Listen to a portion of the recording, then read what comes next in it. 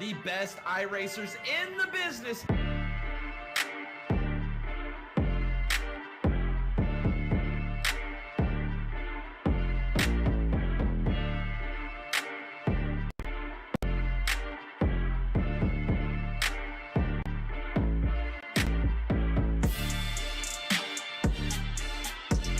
It's the way to do it. We're in the 87 cars here at Talladega. As you see the 15 car grabbing the wall.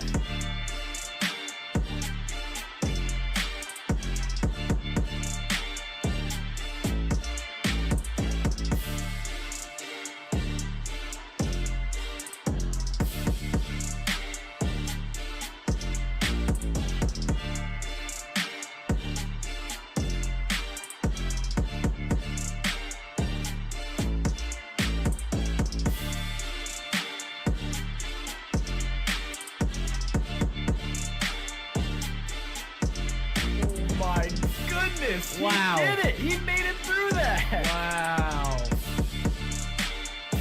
Oh, we got contact. Oh my goodness. Oh, and he's upside down. Garrett Gusso is upside down. Mayhew's sliding.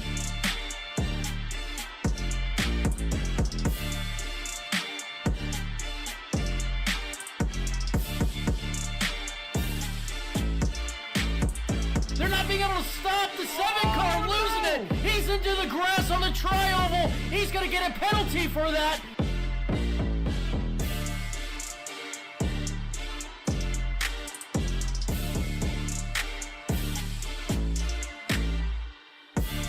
He has no help, and he's, I mean, this guy's got a rocket ship.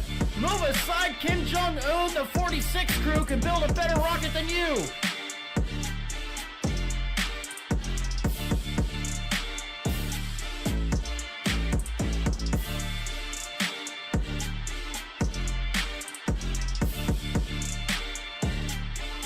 Your Nexus 499 champion is Garrett Gusso. Garrett He is the Gusso. winner of the 499. Garrett Gusso, you are immortal.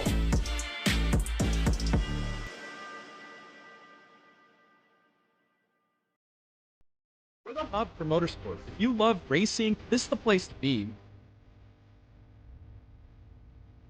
You know, even Stevie Wonder probably pointed that out. You know, Ross Chastain just being a melonhead, you know. I just think he's an idiot. I mean, he literally showed up to court wearing a t-shirt that says, I did it.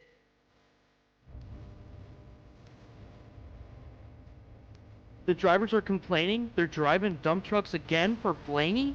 I mean, dump truck master there. Essentially, he ends up blowing a tire. I mean, no shocker there. In front of the field. That's that Big Daddy NASCAR crap again. The best iRacers in the business. Coming this time to the white flag. 1 lap to go here at Rich. Can Fox get Collier? Collier goes into turn 1. Fox, he wall rides! He chastained it! He's still chastaining it! It did not work! Doesn't make it happen! It didn't work! Now, here comes Kyle Hendricks on the outside. We're 3 wide with Group, Steven, and Hendricks. Oh, he makes it into the wall! Up in a wall off of turn 2. As he gets into the lap look car, at yours! we just saw Kevin Big LePage! wreck! Oh my gosh! O Guilherme cicla a roda com roda, espelho com espelho. Tem forward na reta de Tarumã. Tem forward e aí já deu besteira. E aí... Oh, tight racing and Devin Borden end over end on the top side of 2. Showtime!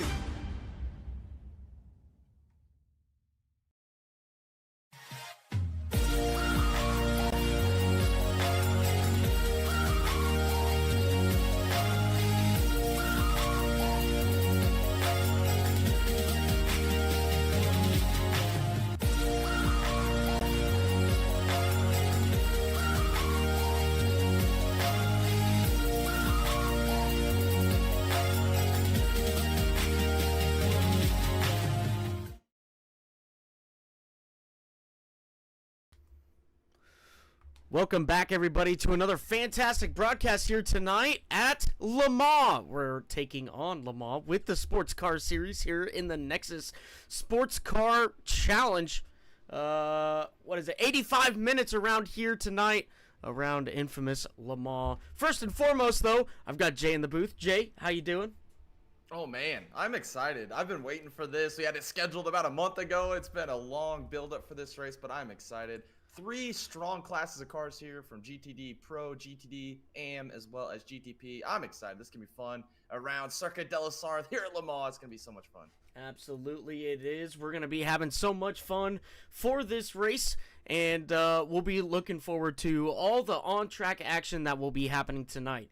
We will go straight into our race info as qualifying heads out right now. These guys do have a little bit before we start cross the start-finish line for qualifying. So we'll go into our race info, and then we'll go straight into qualifying. So for our race info tonight, it is Le Mans Grand Prix. We've got a track length of 8.42 miles, 81 degree Fahrenheit on the track temp right now, an altitude of 107 feet. We got 73 degree ambient, 38% humidity, partly cloudy skies, and a 10-mile-an-hour wind. Again, this is the Nexus Sports Car Challenge, a 38-turn course with action corners in Turn 1, Indianapolis, multiple chicanes, and Mulsanne. Pace car speed of 53 miles per hour and a pit speed of 37 miles per hour, and everybody tonight gets the opportunity to roll out 2 backup cars if they get caught up in a little bit of trouble out on the track. So now we go to our cars on track. First up, we've got Eric Molinati in the GTP class. He has been having a phenomenal season right now.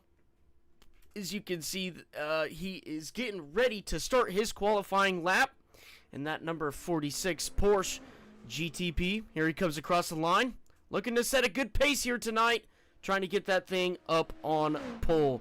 Here he comes on down into turn 1. Let's see how he handles these next up and coming corners. Yeah, we'll see what he can do here in qualifying. He's using a lot of curb there, maximizing the exit, using the runoff. This guy has been so fast all season long. We'll see if he can put the benchmark time up here in qualifying as you see him just roaring around this track, grabbing a lot of curb there as well. Finding the apex, going uphill, downhill. This is such a fun course, Tom. I'm excited to see what action we're going to see here tonight. Absolutely, as we still see him coming down, or he's going down Mulsanne straight now, as he's looking to maximize as much as he can on on-track speed. Try to get into the chicanes real quick, in and out, get back onto the straightaway and hit the second chicane before he hits Indianapolis.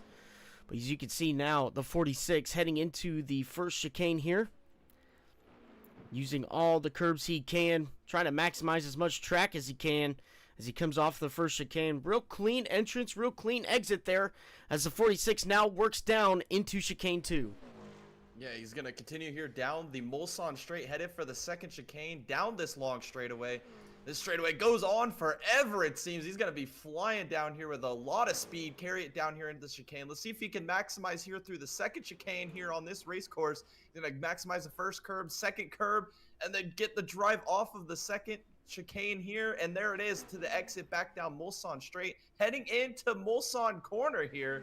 And he's going to try and make this happen as fast as he can through this right-hander. Right as he works his way down into Mulsanne corner. Heavy on the brakes here as he gets down, tries to get a good apex. Gets as wide as he can without touching the grass there. Maximizing as much track as he can. He does a phenomenal job there. So 46 continues on here into the next small straightaway here. This is a pretty heavy braking zone as well for the 46. We'll see what he can do as he gets into the next set of corners here. Excuse me. Real fast right-hander here into a heavy braking zone. Left-hander. Lots of banking to the track there. Right up to the edge of the track. No off-track for the 46. As he continues on here, he's getting a good lap time in. He's pretty fast.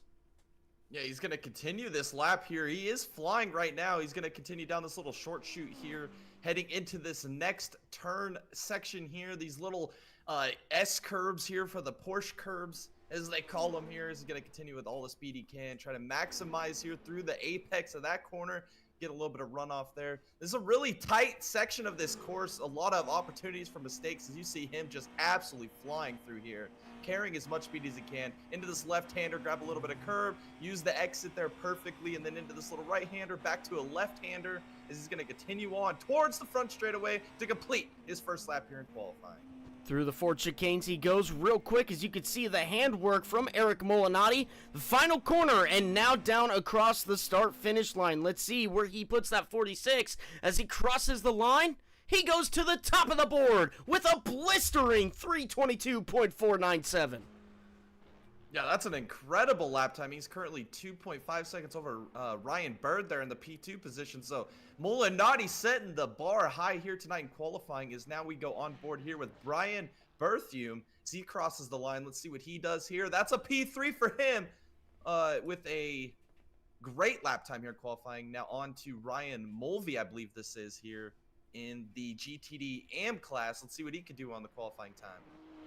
As we go on board with the AM class, you can see on the left-hand side, Noah Blackwell put up a 3:59.782. Ryan Mulvey just behind him with a 4-minute .765 for the pro class here. As DeMarcus Rogers just came across the line, not being able to put in a lap time at the moment. We got Michael Oceans now. He's coming into the Ford corners. Let's see what he can do. Yeah, here we go with Michael Ocean's going to continue with this lap time here. Let's see if he can top the board here. Noah Blackwell setting the benchmark there with a 3-minute 59-second lap. Let's see if he can take this thing to the top of the board across the line. Across the line for the number 30 Ferrari, he goes 4:02.006. P3 in the AM class so far as he takes a break now, pulls off to the side here. We'll try to find the next car who is going to be crossing the start-finish line. Oh, the 666 having some troubles here.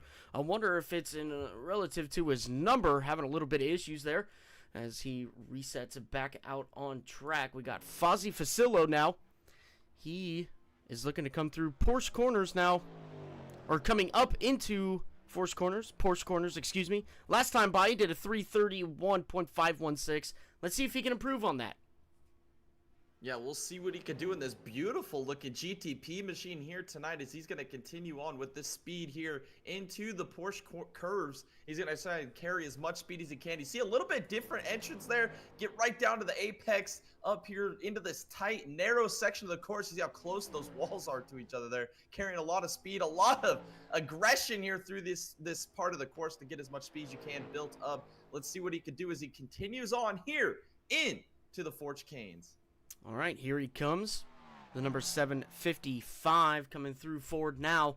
Got a couple of people crossing the start-finish line right now. Felipe Salvino, Dallas Seward, Dakota Moniz also going to be coming across the line. We'll see a couple of those guys make a lap time here. As we see Fazzillo now come across the line. He goes P3 with a 3:26.713. Great lap time for him. Dakota Moniz goes P5 in the GTP class with 3:27.5. Let's see Michael Oceans once again coming across the line here. Let's see if he can improve on that 4:02.006. And he does not. Let's go now with Noah Blackwell as he sets himself up now coming into the final corners of the course up into Ford chicanes. Yeah, we'll see what he could do here to improve on his qualifying time. He's the first person to break into that 3-minute mark here in the GTD AM class. Let's see what he does here through the Ford chicanes. A final little set of corners here on this course. Get a good drive off this corner. Grab the curb, over the curb. Slideways there off the final corner and across the line. Let's see if he improves. He does improve by a 10th. Nice. Newcomer Matthew Wood was really quick in practice in his Ferrari. He's racing in the pro class right now as now he comes through some of the Ford chicanes here. He comes off the last corner and comes to the start-finish line. Let's see what Matthew Wood can do in that number 16 Ferrari. He goes P3 with a 3:56.854. Yeah, that's a great lap time there by Matthew Wood. Looks like he's still digging. He'll have enough time to put down another lap here in qualifying. We'll see if he can improve and take that number 16 machine to the top of the board. Here we are again here with Ryan Mulvey coming through the Ford chicanes now. These final set of turns on this course, let's see if he can improve on his P3 qualifying position. Maybe he could take this thing to the top of the board. Let's see what he can do here in the number 19. As he slows down a little bit here coming through Ford. Looks like he's not going to be able to put in a lap time here. Let's see who else is next. We got Joseph Clyett. He's coming through the final corner here now. Going to be coming across the line. That number 66 Porsche. Let's see what he can do here. As he is in the GTD AM class, he goes P7 with a 404.819. He's going to slow down and take it off the track here. Next up, we got Zohar Kabani. Oh, he spun out at the last corner there. Unfortunate for him. Got Eric Stamp now in the number 81. Let's see if he can improve on that P3 position. Oh, big off there. Big contact. That's the announcer's jinx right there if I've ever seen one, Tom. Oh, that's so unfortunate. Sometimes we're a curse, Tom, up here in the booth. When we start talking good things about you, it seems to all fall apart That's right. anymore. Oh, it's so unfortunate. All right, so let's see. Well, we got 4 minutes left here in qualifying, Tom, so I'm not sure if there's anybody else still putting some time here on the board. It does look like we got some cars still on track here. This will be the number 11 Ferrari here on board with him now. The number 11 of Kenneth Chaney, another newcomer here. Looking to get a good race in. His first time here with the GTD sports cars in the Ferrari number 11. As he comes through some of the final straights before they get into... is that Indianapolis? Yes. Yeah, Indianapolis here. So, some big braking zones ahead for the number 11. As you can see, real fast right-hander to a heavy braking left-hander here through Indianapolis. As he comes on down, another hard right-hander here. Big on the brakes. He's going to try to get that apex. Don't go off track here. And now he's going to set himself up coming down this straightaway here and into Porsche curbs. Yeah, into this little short chute, then into the Porsche curbs. This is a very tight section. We've seen it all throughout qualifying. The real narrow walls here. You got to be brave through this section to carry as much speed as you can to get the best lap time you can get. We'll see what he can do here through the Porsche curves now. This big right-hander, then double back to this left-hander. And then see how aggressive he gets right up against the wall. Unbelievable right here by Chaney, doing an amazing job as he's going to continue through the Porsche curves and set up for the Ford chicanes. All right, Jay, as we watch Kenneth now coming to the final corners here, let's talk a little bit about the race. Let's talk about what's going to be going on. Usually, Jay, you can start this race off with completing the first lap. You're going to have a pretty good shot. You got to keep this car on track. You got to keep the car clean. Make sure that car is still running at the end of it as the 11 comes off the final corner and across the line. Let's see if he can improve here. He goes 358.647. He goes to the top of the board in the GTD-AM class. Great run for him as he continues on now. But to go back to what we were talking about here, Jay, the race. The race is going to be lots of fun to watch. Big passing zones here down the front, or down Mulsanne Straits. The chicanes as well. There are going to be some action corners to look into. And then coming through Porsche curbs, I think that's going to be another one to look out for. Really fast left and right-handers. Maybe a little bit of side-by-side we might be seeing. Hopefully a little bit of pit strategy we'll be seeing here tonight at Le Mans as well. Yeah, I think with the added 10 extra minutes, usually we run a 75-minute race. Tonight we're on an 85-minute race. So that's going to open the door for maybe a little bit more strategy to come into play. And like you said, with these long straightaways down the Mulsanne Straight, there's going to be lots of opportunities. If you can get those little chicanes mastered here, get the power down, you might be able to use that little slipstream to your advantage. Maybe be able to make a move into the next hard braking zone. A lot of narrow sections that if you're tempted to go side by side, we could see some action here tonight, especially through Indianapolis. That's going to be fun to watch. The Porsche curbs as well. See how narrow that part of the course is and how brave you got to be to go through there. I think we're going to see a lot of action through there tonight. And what has kind of been some of the things we've seen all season long in the sports car, Tom? Survival. We've seen last race of the GTD AM class, we saw 4, 5, 6 different leaders in that race. It turned into a race of survival. Strategy is going to come into play. Not having any off tracks, keeping it your car underneath you, not having to use those quick repairs. That's going to be the key to finding victory here tonight. Absolutely, it is. Survival. Now we're watching Caden Gargiulo. We got just about 20 seconds left in qualifying. He might not be able to finish this lap, but Felipe Silvano now, he's coming off the final corner. He's going to be coming across the start-finish line. Let's see if he can improve or put down a lap time here. He does. He goes P8 in the GTP class in a 3:28.717.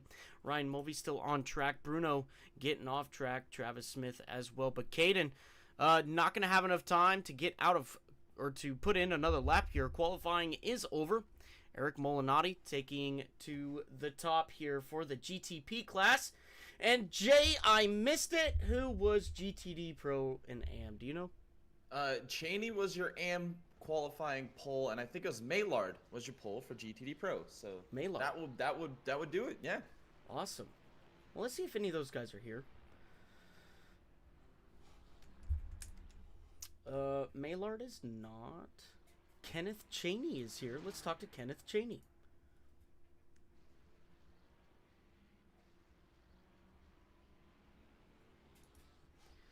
Hey, Kenneth, this is Thomas and Jay in the booth. You got a copy?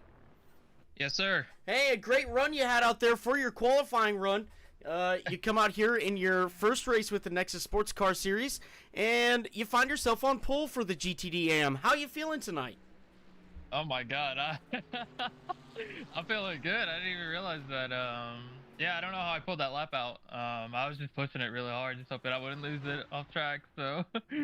Yeah, absolutely. You did a phenomenal job to keep that car clean through qualifying and put in a clean lap. Congratulations on that. But Kenneth, let's talk a little bit about your race here. What is your strategy? What is your plan going into this race? 85 minutes around here, and with all the craziness that could be happening up in front of you in the GTD Pro and the GTP, what are you expecting? What are you wanting to do in that first lap?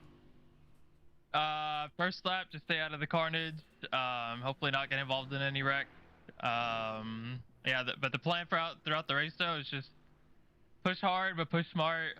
Don't get involved in any incidents with any other drivers, and yeah, I'm just gonna push hard throughout the whole race, to be honest. So. All right. Well, congratulations on your pole here tonight. I'm gonna hand you off to Jay. Jay, what do you got for Kenneth here before we start the race? Yes, Kenneth, congratulations on this pole. What a fantastic way to start your debut here at Le Mans with the Sports Car Challenge. I like your mentality. We're just gonna push hard, stay clean out there in the front. I like to see it. You were fun to watch qualifying. We saw you there through the Porsche curves, get real close to the wall. So I like the aggression. And I just want to say congratulations on the pole and good luck tonight. And maybe we'll be talking to you again here at the end of the night on the podium or in victory lane. Thank you. Shoot. All right, good luck tonight, Kenneth. We'll see you. All right, see you guys. Good luck. All right, that was your pole winner for GTD AM. Now let's bring down your pole winner for GTP or GTP. Yeah. Hey, Eric, this is Thomas and Jay in the booth. You got a copy? I do. Eric, what a great run once again you have in the GTP, putting that thing up on pole. Congratulations on that. But let's talk a little bit about the race here. The race is going to be, I believe, one of survival. Do you agree? Yeah, I think it's going to be quite hectic back in the mid-pack. My goal is to get out in front and break the draft and then just kind of run my own pace. So let's talk a little bit about pit strategies then. Let's talk. What are you planning? Are you planning anything? Are you planning to do something different? What do you got going on with that number 46 machine? Honestly, we've been testing for Masters 24 in the Acura, so I have no idea. I'm gonna run it till it's empty. I'm gonna fill it up, and then I'm gonna run it till it's empty again.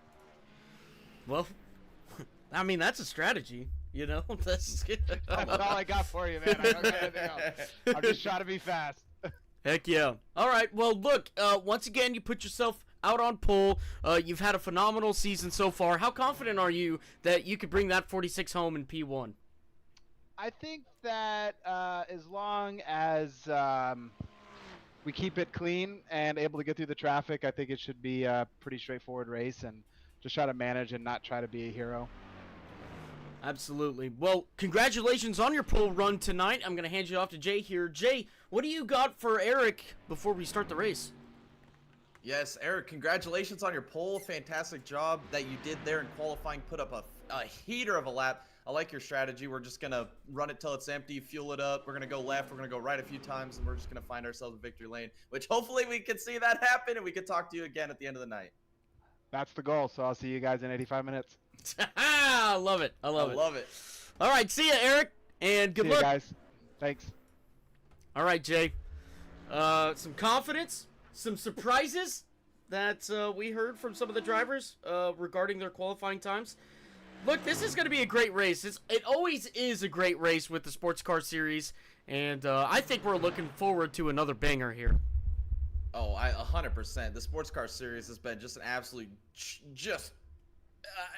words don't describe how fun it is, Tom. It's so much fun up here in the booth to call these races, and I think we're in store for another banger here.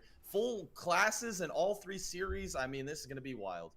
Absolutely. Now we are starting the gridding process on pole tonight in the GTP class. That's Eric Molinati in the 46 with Ryan Bird on the outside of him in the 49. Yeah, starting P3 in the number 81 machine. That's Eric Stamp with Jesse Canales in the 76, starting P4. Fozzie Facillo in the 755, starting P5 tonight with Guilherme Ribeiro Hauer in the 666, starting P6. Starting P7, that's Dakota Moniz in the number 5 machine with Felipe Silvino in the number 197, starting P8. Starting P9, that's Blake Nave in the 51 with Caden Gargiulo in the 97, starting P10. Starting P11, that's Javon Thompson to the 531. Rounding out your top 11 starters or your entire GTP field here tonight at Le Mans. All right, let's try to get this going now.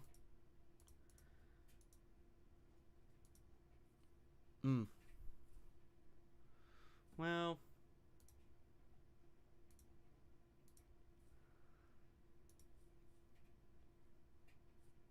Oh, we could do this, Jay. Check this out. Oh, all right. I love technology. Look at that. GTD Pro pole winner for tonight. That's Kevin Mallard. And Zohar Kabani in the 902 starting P2. Starting P3 in that number 16 machine. That's the Iron Man, Matthew Wood, with Brian Berthume in the 27 starting P4. Rafael Santos in the 65 starting P5 with Travis Smith in the 69 starting P6. Starting P7, that's Peter Cheney in the 369 machine with Bruno Fantazzi in the number 717 starting P8. P9 goes to Jordan Branch in the 03 with Clayton Sanchez on the outside of him in the 777. And rounding out your GTD Pro field tonight, that's DeMarcus Rogers in the 47 machine. All right, let's move this down just a wee little bit. Come on. Whoa. Oh, I think we're going green. Maybe. Don't fail me now. All right, starting on pole in the GTD AM class, that's Kenneth Cheney in the number 11 with Noah Blackwell on the outside of him in the number 10. Starting P3 in the number 19 machine, that's Ryan Mulvey with Michael Oceans in the 30s, starting P4. Logan Brakey in the 29, starting P5 with Corey Harville on the outside of him in the 92. Starting P7, that's Joseph Clyat in the number 66 machine with Steven Doughton in the 09, starting P8. Rounding out the GTD AM class, that's Dallas Seward in the 38, starting P9 tonight. Going to round out your entire sports car field here. Let's go ahead and get back to the front. Jay, we're about to go green flag racing here at Le Mans. Any last words before Eric Molinati grabs the green flag? The best iRacers in the business here in the Nexus Sports Car Challenge. Here we are at Le Mans. One fantastic race, full field in every single class we have displayed here tonight. Lots of action. 85 minutes from now, we will crown 3 winners. Oh, the entertainment and action in between, all here on the Dega Boys Broadcasting Network. All right. There we have it. Real quick in the chat, Drew Webb, thanks for coming out. Dallas Seward gifting a membership, an absolute G. Lazy Dave, welcome to the boys. Tyler Barnett, let's go Corey. Willow Springs GOAT for real. Tyler, nice to see you, buddy, in the chat. Can't wait to see what Corey can do out here at Le Mans. We're going to have some fun as we continue on here. And looks like we're going to be coming through Ford here real soon. And we're going to be taking the green flag here once again in the sports car series. Okay, the pace car now coming down through Ford here. And here comes Eric. Pace cars off the racing surface. Control to the 46 cars. They go through the final corner. And the 46 starts this race here tonight. The green flag is out in the air. A little bit of troubles here for Jesse Canales as he lets Fozzie Fazillo go right by him. Here comes the 666 of Guilherme as they come down through turns 1 now. We'll see if they can keep it straight here. Everybody gets pretty clean through the braking zone. A little bit of lockup. Oh, Katie Gargiulo's around. He's still sideways. Oh, Javon Thompson. He gets involved. But going back to the GTD Pro now. Hopefully they can get that all set up as everybody gets a clean start here now going through turns 1. Yeah, great start here by your GTD Pro field. We'll see if those GTP cars are cleared up here out of turn number 2. It looks like they are. As your leader right now, Kevin Maylard, your pole sitter, he is pulling a little bit of a gap here over Zohair Kabani, followed by Matthew Wood and Brian Berthume. As we're going to muscle on down here and continue on this lap. Matthew Wood sitting in that P3 position at the moment as we go through the field right here. Here is GTD AM now, as they get themselves straightened out as well. Corey Harville rounding out the field right now in the number 92 Porsche. So we go back up to the lead here for GTD Pro. In GTP now, they're coming down the back straightaway.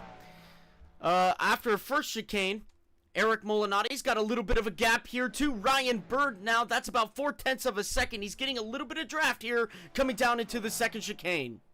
Yeah, this is a great battle here between Molinari and Bird. Both of these guys have won races this year. Molinari at Daytona, Bird at Sebring. And here they are early in this race putting on a battle as they enter back onto the Mulsanne Straight. And they're going to see what they can do heading for this next chicane. Does Ryan Bird get close enough to make a move? This is his opportunity in the slipstream of Molinari. Can he make something happen down here in the next chicane? Coming down now into Mulsanne corner, a heavy braking zone down to the right. Ryan Bird sticking to the rear bumper of the 46, doing a phenomenal job here to keep this 49 machine up and running close to the front leader of Eric Molinari. As he continues on, we'll go back to Kevin Mallard, who is still leading the GTD Pro class. We haven't had a lot of off tracks here, Jay. Just a little bit here with Dakota Moniz and Javon Thompson. These guys have done a phenomenal job to keep these cars on track here. We got a little bit of a good battle happening here right now with Matthew Wood and Zohar Kabani as they come on down into Mulsanne corner. Yeah, this GTD Pro class has been absolutely thrilling to watch all season long as we are led here by Mallard as we see a little bit of tightness here bunching up between the field. Is Zohar Kabani right there holding at bay Matthew Wood as we're going down the short chute here. Who's going to make a move? It looks like we're all in a line using the slipstream here down the straightaway. This is some great action. Your top 5 are nose to tail here. Who's going to make a move down here into this next braking zone? It looks like we got Zohar Kabani closing the gap to Maylard. He's looking to the inside. Does he make a move here? To the inside he goes now down into Indianapolis. He's to the inside of Kevin Mallard. Now to the outside. He's not going to be able to make anything happen here. He is trying to go get back in line in front of Matthew Wood. He does a great job there as he comes down into these next set of corners. The 902 holds on now to that P2 position. Zohar Kabani ready to take it to the leader here as they come down this short chute. The 902 still behind the 58 of Kevin Mallard, looking to get a good run through Porsche corners. Jay, we had a little bit of an incident here. Let's take a look at that with Felipe Salvino in the GTP car. Had to get off track, maybe a little bit of damage there to the 197. Now, lots of issues there for the 197. He's limping it back to pit road now, but back live here with the GTD Pro class as these guys are duking it out for the P2 position. Yeah, as it looks like Matthew Wood staying right there on the bumper here of, that would be Zohar Kabani in that Mercedes. He is giving all kinds of pressure here through the Ford chicanes here to the final corners of the course. Can he get into the braking zone? Zohar a little defensive there, does not want to give that inside leverage position up to Matthew Wood. Matthew Wood with a later arc into the corner. Off the final corner, an opportunity to get a run. As you see, Matthew Wood get a little sideways there off the final corner. They will complete lap 1 here for your GTD Pro class as we dive down here into turn 1 as Kevin Maylard continues to lead. He's continuing to lean. Matthew Wood right behind him. Last time by, Matthew Wood was just about 0.3 of a lap slower than Zohar. And Kevin Mallard was a full second quicker than Zohar Kabani. as they come through the first set of couple corners here. Got a couple people on pit road at the moment. Caden Gargiulo, Clayton Sanchez, Dallas Seward. They're all coming down. They had a little bit of issues on their opening lap, as was expected, as was talked about before the race. As you can now see, Matthew Wood really pushing the buttons here to try to get to the rear bumper of Zohar Kabani. Yeah, this gap is pretty much evened out here between these two. They're going to continue on here down the Mulsanne straight, headed for that chicane, the first chicane down Mulsanne straight. This is an opportunity to maybe get a good braking zone here, close this gap down to Zohar if you're Matthew Wood, maybe set something up for the second leg of the Mulsanne straight after this chicane. As you see Zohar they're both aggressive on the brakes, really aggressive on the brakes. We got a move here. Oh, he overshoots the corner. That would be, I believe that's the number 70 machine here in GTD AM, racing with your GTD Pro field here. Great action as we're going to go in nose to tail, pushing each other down the Mulsanne straight. Now coming down into the next set of chicane here. Looks like the 27 is going to make a look to the inside. That's Brian B. and Fantozzi now. Bruno, as they come into the next chicane. The 27's to the inside here, trying to get the preferred lane. He does, and he holds on to it. So now the 27 is in that P4 position. He's going to look to try to get back up to the rear bumper of Matthew Wood now, as they come off the final chicane and down into Mulsanne corner. We'll see what he can do here. Oh, Bruno's having a little bit of issues here. He's letting Peter Cheney by. Here comes Rafael Santos on the outside now. And he's going to get by. Here goes Kenneth Cheney now in the number 11. On pole for GTD AM, and he is racing with the pros. Look at that. Yeah, he's doing a fantastic job. He's moving up through the field here. He's right there behind Rafael Santos. We know how fast Santos is on a regular basis, and here he is keeping in touch with these guys in the GTD Pro field early on in this race. As we're going to continue on through this course, we got a lot of action here. A lot of these guys real close in contention with each other here early on in this race. As it looks like Zohar Kabani is actually closing the gap to race leader Mallard here. This is an opportunity here to maybe make something happen as we're going through. I believe this is right after Indianapolis section, as we're going to head off to this right-hander. Maybe an opportunity to close this gap as he's going to continue here down this short chute here. Can he get close enough into the next braking zone through the Porsche curves? All right. Kevin Mallard doing a great job to hold off Zohar Kabani. We had a little bit of an issue with the GTP car up in front here. Let's take a look and see what happened to him as he went off track. This battle seems to be just dissipating just a little bit. We'll take a look here. See what happened to the 666. Oh, real loose through the Porsche curbs. And that 666 having some big issues. Oh, we got another big wreck here. Dakota Moniz. Oh, no. Let's see what happened to him. In the 8th position. Oh, wow. He tried to avoid. Yeah, it looked like maybe he got in the brakes a little bit too late in that zone, or maybe didn't expect the braking of the car in front and ran right into the back. That's so unfortunate, Tom. That they're having some troubles early here in the GTP class, as we're going to continue to watch this great battle we're watching here in GTD Pro, as we see Mallard continue to lead over Zohar Kabani. They've actually built up a little bit of a gap over Matthew Wood over this last couple laps. You see how that progresses. You see Caden Gargiulo. We see a little bit of multi-class action there. As we're back to the race lead here in GTP. All kinds of action over this track. All right, coming down into the next set of corners. Caden Gargiulo working his way through some lap traffic, or not lap traffic. He is actually back here after he had a couple of issues on the opening lap. The 97 trying to work his way back through here as Brian B is in front of him. The 97 had to make a little bit of an evasive maneuver there to not hit the GTD car. So the GTP has a bunch more speed, bunch more downforce than these GTD cars. As now you can see Caden Gargiulo getting right around Brian B now as they come down Mulsanne straight. Your closest battle on track right now, Bruno trying to make a comeback now, trying to get by Kenneth Cheney. Kenneth Cheney, part of that GTD AM class. Looks like Bruno's going to get that pass on him. As we go back here, Ryan Mulvey making a pass on Michael Oceans now.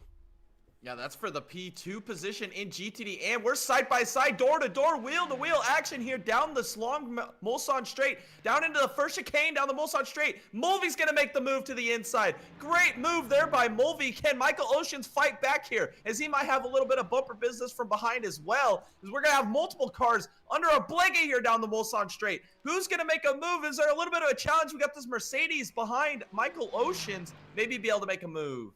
Let's see what he can do down the front, or the second straightaway here on Mulsanne Straight as they come on down into chicane number 2.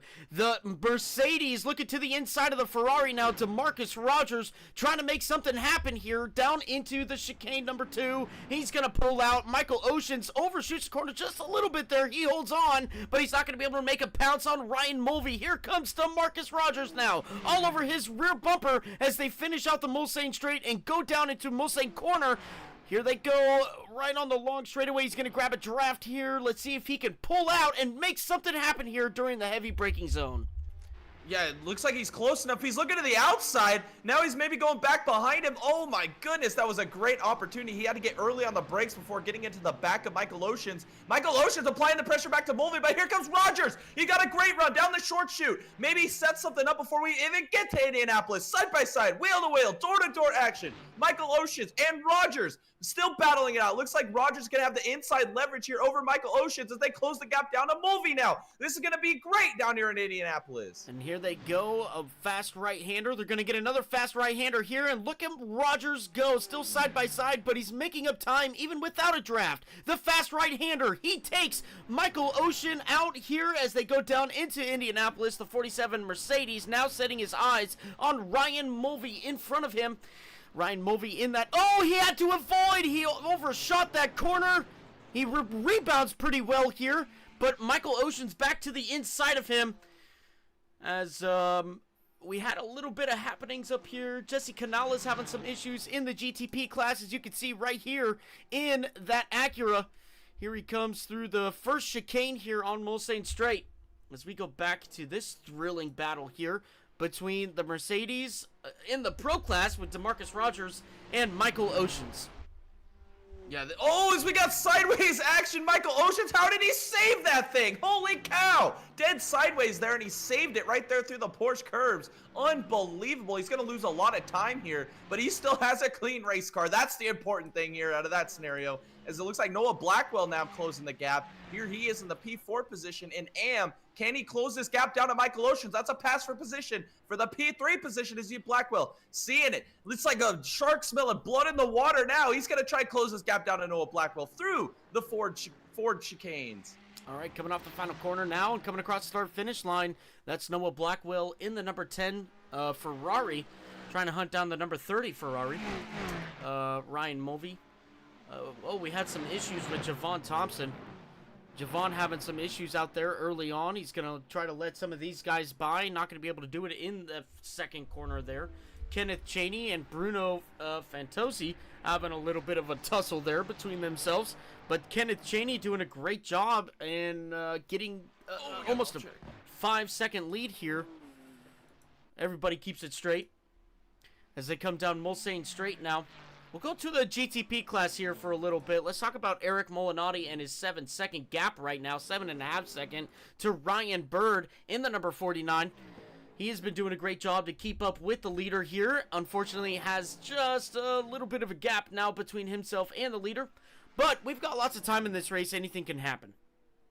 Yeah, he said exactly what he was going to do in that pre-race or that qualifying interview. He said he was going to try and break the draft and try and get away and build a gap, and then he was just going to run it till it's empty, pit, and do it again. So he's doing exactly what he planned on doing from the beginning as he's going into turn 1 now. Uphill, this big right-hand swooper into the left-hander, building a big gap. We also did see Blackwell did get by Michael Oceans as well to move himself in that P3 position. They were side-by-side battle there for a little while, and they made that happen there. And then it looks like we got a 1.3-second gap between Maylard and Zohar Kabani there at GTD Pro. So we have a little bit of gaps being built by your leaders, but here it is, Rafael Santos. He's applying the pressure here to Peter Cheney, side-by-side now. All right, coming side by side down Mulsanne Straight. Going to try to get into the Mulsanne corner up ahead as they go down this straightaway 300 meters away now from that real fast right-hander corner. down into Mulsanne corner. Still side by side here, getting real close. Heavy braking zone to the right. Rafael Santos gets the advantage here, but here comes Peter Cheney back to the inside of Rafael Santos in the 65. He's got the run too. It looks like he's almost going to clear Rafael here as Javon takes him 3 wide, coming down the next couple of straights, getting down into Indianapolis. These guys still duking it out here. Rafael getting a little bit of a draft now. He's just a little over a 10th behind Peter Cheney now. But Rafael, he is getting that draft. Let's see what he can do now coming down into Indianapolis. Yeah, let's see. It looks like he's losing some time. It looks like Peter Cheney a little bit more aggressive there on the entry to Indianapolis. But here it is, off corner exit. Both of them a little squirrely there, using up all the track they can to get those things with the power down off the corner exit. Peter Cheney maybe building a little bit of a gap here down this little short chute.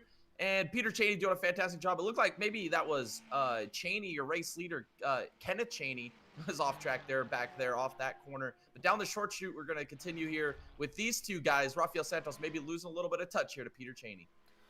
All right, as this gap opens up here, Eric Stamp and now Fozzie Fazillo in the GTP class. They're coming down into the Mulsanne corner. The Fozzie has gotten a opportunity to make something happen here coming into this hard-braking right-hander as he's all over the rear bumper of Eric Stamp now. As they come off that corner, a little bit of draft to be applied here between these two guys. We've got a little bit of passing here, actually, on the GTD Pro side. Zohar Kabani losing a position to Matthew Wood now as he comes off the final corner and across the start-finish line. Yeah, we must have missed something there with Zohar Kabani. Maybe made a mistake there. He's lost a lot of time here to your race leader, Maylard. He was only 1.2 seconds back just a lap ago. So must have had some type of incident, but now Matthew Wood 2.4 seconds behind your race leader Mallard. He sees him right up there in front of him. Maybe he could get into a rhythm here and run him down. We know how good the Iron Man is. Now he's in a chasing opportunity here. Let's see if he can make it happen over these next few laps as we see Javon Thompson in the GTP car here with faster traffic, maybe find an opportunity to get by Matthew Wood here in the next few corners and get a little bit more clean air here as he looks down to the inside of Matthew Wood. Great move there by Javon, clears Matthew Wood. No issues there as he continues on. All right, we'll take you to your closest battle on track at the moment. That's still Rafael Santos and Peter Cheney as they now set themselves up through this little bit of a short shoot here to get into some Porsche curbs.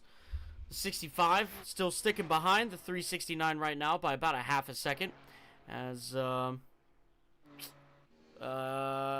he's getting a little bit of a draft here. Sorry, I saw the gap between first and second on GTD Pro really close up there, but it's actually just Javon. Javon's playing some mind games with me, so thanks, Javon. Actually, these guys are going down Mulsanne straight, so I apologize. Going through the first chicane, they both had a great entrance and a great exit as they come down, again, Mulsanne straight down into chicane 2. Real quick, Tyler Barnett in the chat. This looks fun. Tyler, if you want to have some fun, if you go to our Discord, you can get the link to this series here, and you can participate. It's lots of fun. These guys are very competitive, but it is a rookie-friendly league. These guys are awesome, and just come on out and have some fun. Yes, this is just such a fun series, great competitors in this series. Lots of great racing we've seen all season long, and we're seeing it again here at Le Mans as Rafael Santos is not letting Peter Cheney get away here, Tom. He is going to try and chase him down here into Mulsanne. This might be an opportunity. If he can stay close enough, maybe set something up for Porsche curbs. Is he looking to the inside? Not close enough to make a move down into Indianapolis, or into Mulsanne, excuse me. But maybe into Indianapolis would be his next best passing opportunity. Can he get the skinny pedal down to the metal here off of corner exit? Is he going to continue to close this gap down to Peter Cheney? We might have a battle here into Indianapolis, Tom. Absolutely. Now you can see Rafael Santos getting that draft from Peter Cheney. He is right on his rear bumper. This is for the P5 position in GTD Pro. As you can see, Rafael, he pulls out. He's going to the outside of Peter Cheney now as they go into the fast right-hander here. A little bit of brake applied by the 369 as they go down into Indianapolis. Rafael, oh, they got contact! Oh, no! The 65's around. Rafael Santos into the sand trap as Peter Cheney continues on. The 65 now losing more position. There goes Kenneth Cheney, Bruno Fantozzi, Jordan Branch, Ryan Mulvey right behind him now. As the 65 now continues on. Man, what a heartbreak for Rafael Santos. Yeah, that was a bold move there to the inside into that braking zone. That was a tough pass to make, but Rafael Santos, he thought he had the opportunity to make that pass on Peter Cheney. It just wasn't enough room there. So unfortunate with that little bit of contact. He lost a lot of time here to Peter Cheney. That was a battle for the P5 position in GTD Pro. He's going to have a long road ahead of him to recover to get back up to the rear bumper of Peter Cheney, as you saw a lot of other traffic go by, some of the GTD Pro cars as well as some of the GTD AM cars, as he is right there in front of your second place right now, which is Ryan Mulvey. They're in GTD AM, as he is in a battle still with, I believe that's Rogers, DeMarcus Rogers, in that Mercedes, as they continue on. As here goes your race leader, Molinati, moving through some GTD traffic now. Here he comes now, working through that traffic methodically, or as best as he can right now, as he comes into the final corners, the Ford corners here, as he's stuck right behind Rafael Santos now. Let's see what he can do here, coming down the front straightaway as he crosses the line here. He's going to make that pass pretty easily now. Real quick, back to the chat. Tyler Barnett, Corey, and I will have to throw some Porsche hands. Actually, you know what? You talk about that as we see Eric Molinati get to the inside of Mulvey here. Let's go and see how Corey Harville is doing in the number 92 Porsche. He's coming down the front straightaway now across the start-finish line. He is currently P6 in the GTD AM class. Last time by, pulled a 4:03.22. Not bad for AM, as he's coming through the next couple of corners here in that beautiful black and green Porsche. That's a good-looking car there, if I say so myself. Yeah, I love the livery on this race car. It looks super sleek and fast. Porsche with the green, lime green wheels. I like it. That car is quick. He's right now, like Tom said, in that P6 position in AM, 21 seconds off your race lead right now. But a lot can happen. We're going to see multiple pit stops in this race. Lots of opportunities to play some strategy games, as he's doing a fantastic job. Doing everything you need to do, right, Tom? Keep the car on the track. Don't have any incidents, no damage or anything to that effect. And you might just find yourself in a really good running position at the end of this, as you see Eric Stamp and that GTP car go flying by there down Mulsanne Straight, headed for chicane number 1. We do have a little bit of side-by-side action here. A little bit of slowdown there by Kenneth Cheney. I'm not sure what happened there, but there goes Caden Gargiulo and GTP traffic going by. And here comes Rafael Santos. He's closing the gap down to Kenneth Cheney. They're going to go side-by-side down the Mulsanne Straight. Coming down the Mulsanne Straight now, looks like the 11 had a little bit of a slowdown by a mess-up he had in the first chicane. He's able to get back down full throttle on the gas now, coming down into chicane 2. He's going to be able to go back on the attack mode now, as he's stuck behind the 65. Kenneth Cheney still leading that GTD AM class by 2 seconds, 2.1 seconds in front of Ryan Mulvey. Noah Blackwell in that P3 position at the moment, as he has put 6 seconds on Michael Oceans. What a great run for him so far. Noah Blackwell looking at a podium here for GTD AM as they come down into Mulsanne corner now. That is Kenneth Cheney. DeMarcus Rogers now still battling it out here with Ryan Mulvey. He's got Noah Blackwell behind him. DeMarcus Rogers in this GTD Pro class. He's looking to overtake Ryan Mulvey in the AM class now. Well, we had a little bit of issues with Blake Nave in the GTP class. Let's go ahead and take a look at that and see what happened to Blake Nave in the number 51 as he comes down into the first chicane on Mulsanne Straight. Coming through the first chicane. Just gets loose right there. Had to spin it back around, come back out on track here. My live timing told me it was something a lot cooler than that, so apologies there. But here comes Noah Blackwell now. That car in front of him, that's Ryan Mulvey. That's for the P2 position. Yeah, your top 3 and GTD AM are all within 3 seconds of each other. This is some great action, as you do see Rogers finally get by Mulvey there. We're going to see some GTP traffic making their way through the GTD AM traffic here. This is going to get tight here through these next set of corners. We're going to see, you see the lights are flashing, letting them know we're coming through. But that is going to give the opportunity here to Noah Blackwell. Here he comes. He is closing the gap down through the Porsche curves. Can he make a move on Ryan Mulvey for P2? Coming through Porsche curves now. He's looking to the inside here. Noah Blackwell. What a ballsy move there. And it pays off. He gets into that P2 position. What a run for him. Eric Molinati coming down pit road now. Kevin Mallard leading that GTD Pro class. Matthew Wood, Zohar Kabani, Brian B, Peter Cheney, Bruno, all coming down pit road now. Here comes Jordan Branch, Rafael Santos, Kenneth Cheney, DeMarcus Rogers, and all the GTDs are coming down pit road now. As you can see, got a couple more GTPs coming down. Eric Stamp, Fozzie Fazillo, Jesse Canales coming down pit road now. As Ryan Bird stays out for one more lap. Does he have the fuel? Yeah, this is crazy. We basically saw everybody and their mom's cousin come down pit road this time by, as we see Ryan Bird continuing here. He's gonna try and lead another lap, or lead a lap here tonight. This will be a new leader in the GTP class. This is the first lead change we've seen tonight. Through some strategy, maybe he can make this work for him on the long run if he has enough fuel to do it, as he's storming down the Mulsanne straight now into chicane number 1, and he's going to continue on through off the chicane. Oh, use a lot of the track on exit there, and then back down the Mulsanne straight.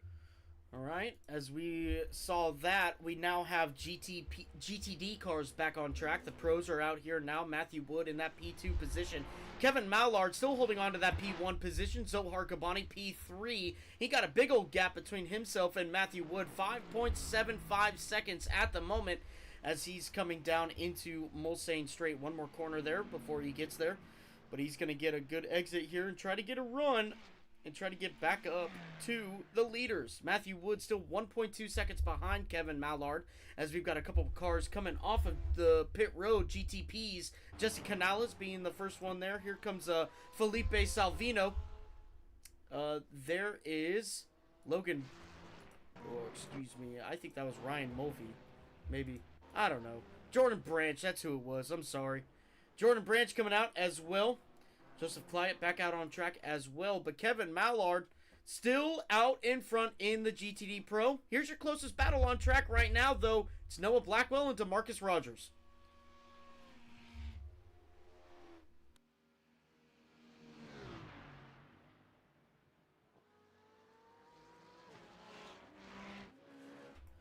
All right, ladies and gentlemen. We'll go ahead and take you guys side by side now for a little bit of side-by-side action, as we'll be right back with you guys here on the Dega Boys channel. We're the hub for motorsports. If you love racing, this is the place to be. You know, even Stevie Wonder probably pointed that out. You know, Ross Chastain just being a melonhead, you know. I just think he's an idiot. I mean, he literally showed up to court wearing a t-shirt that says, I did it.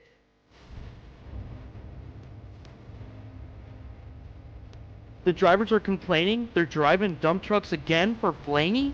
I mean, dump truck master there. Essentially, he ends up blowing a tire. I mean, no shocker there. In front of the field. That's that Big Daddy NASCAR crap again. The best iRacers in the business, coming this time to the white flag. One lap to go here at Rich. Can Fox get Collier?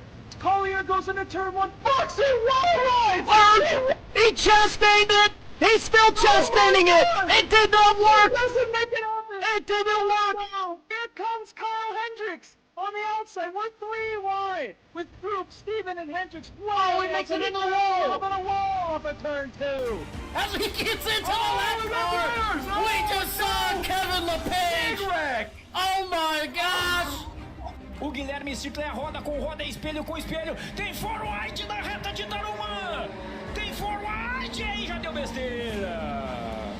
E aí... Tight racing and Davenport end over end on the top side of 2. Showtime!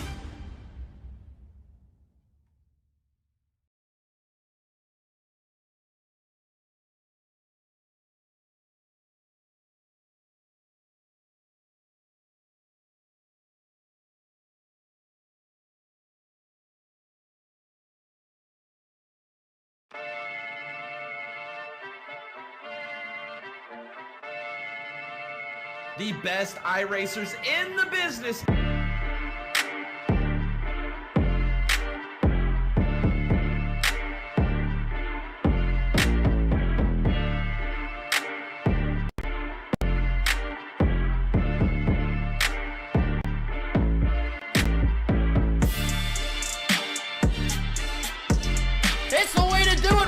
27 cars here at Talladega as you see the 15 car grabbing the wall.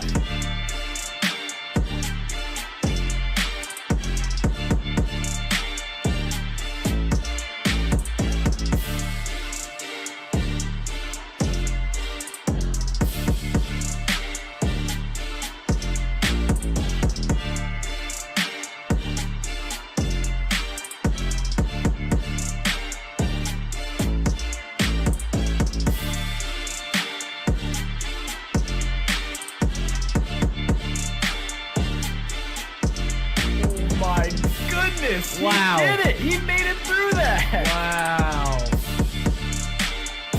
Oh, we got contact! Oh my goodness!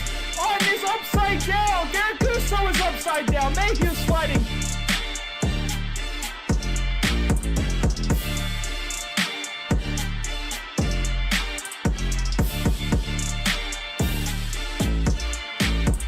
They're not being able to stop the 7 car, losing it. He's into the grass on the tri-oval. He's going to get a penalty for that.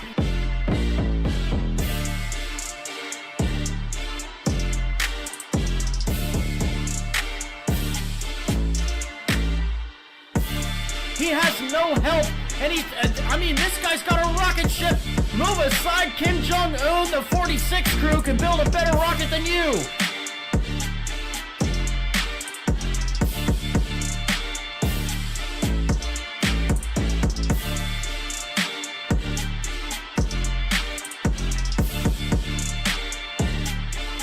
Your Nexus 499 champion is Garrett Gusso! Garrett He is the Gusso! winner of the 499! Garrett Gusso, you are immortal!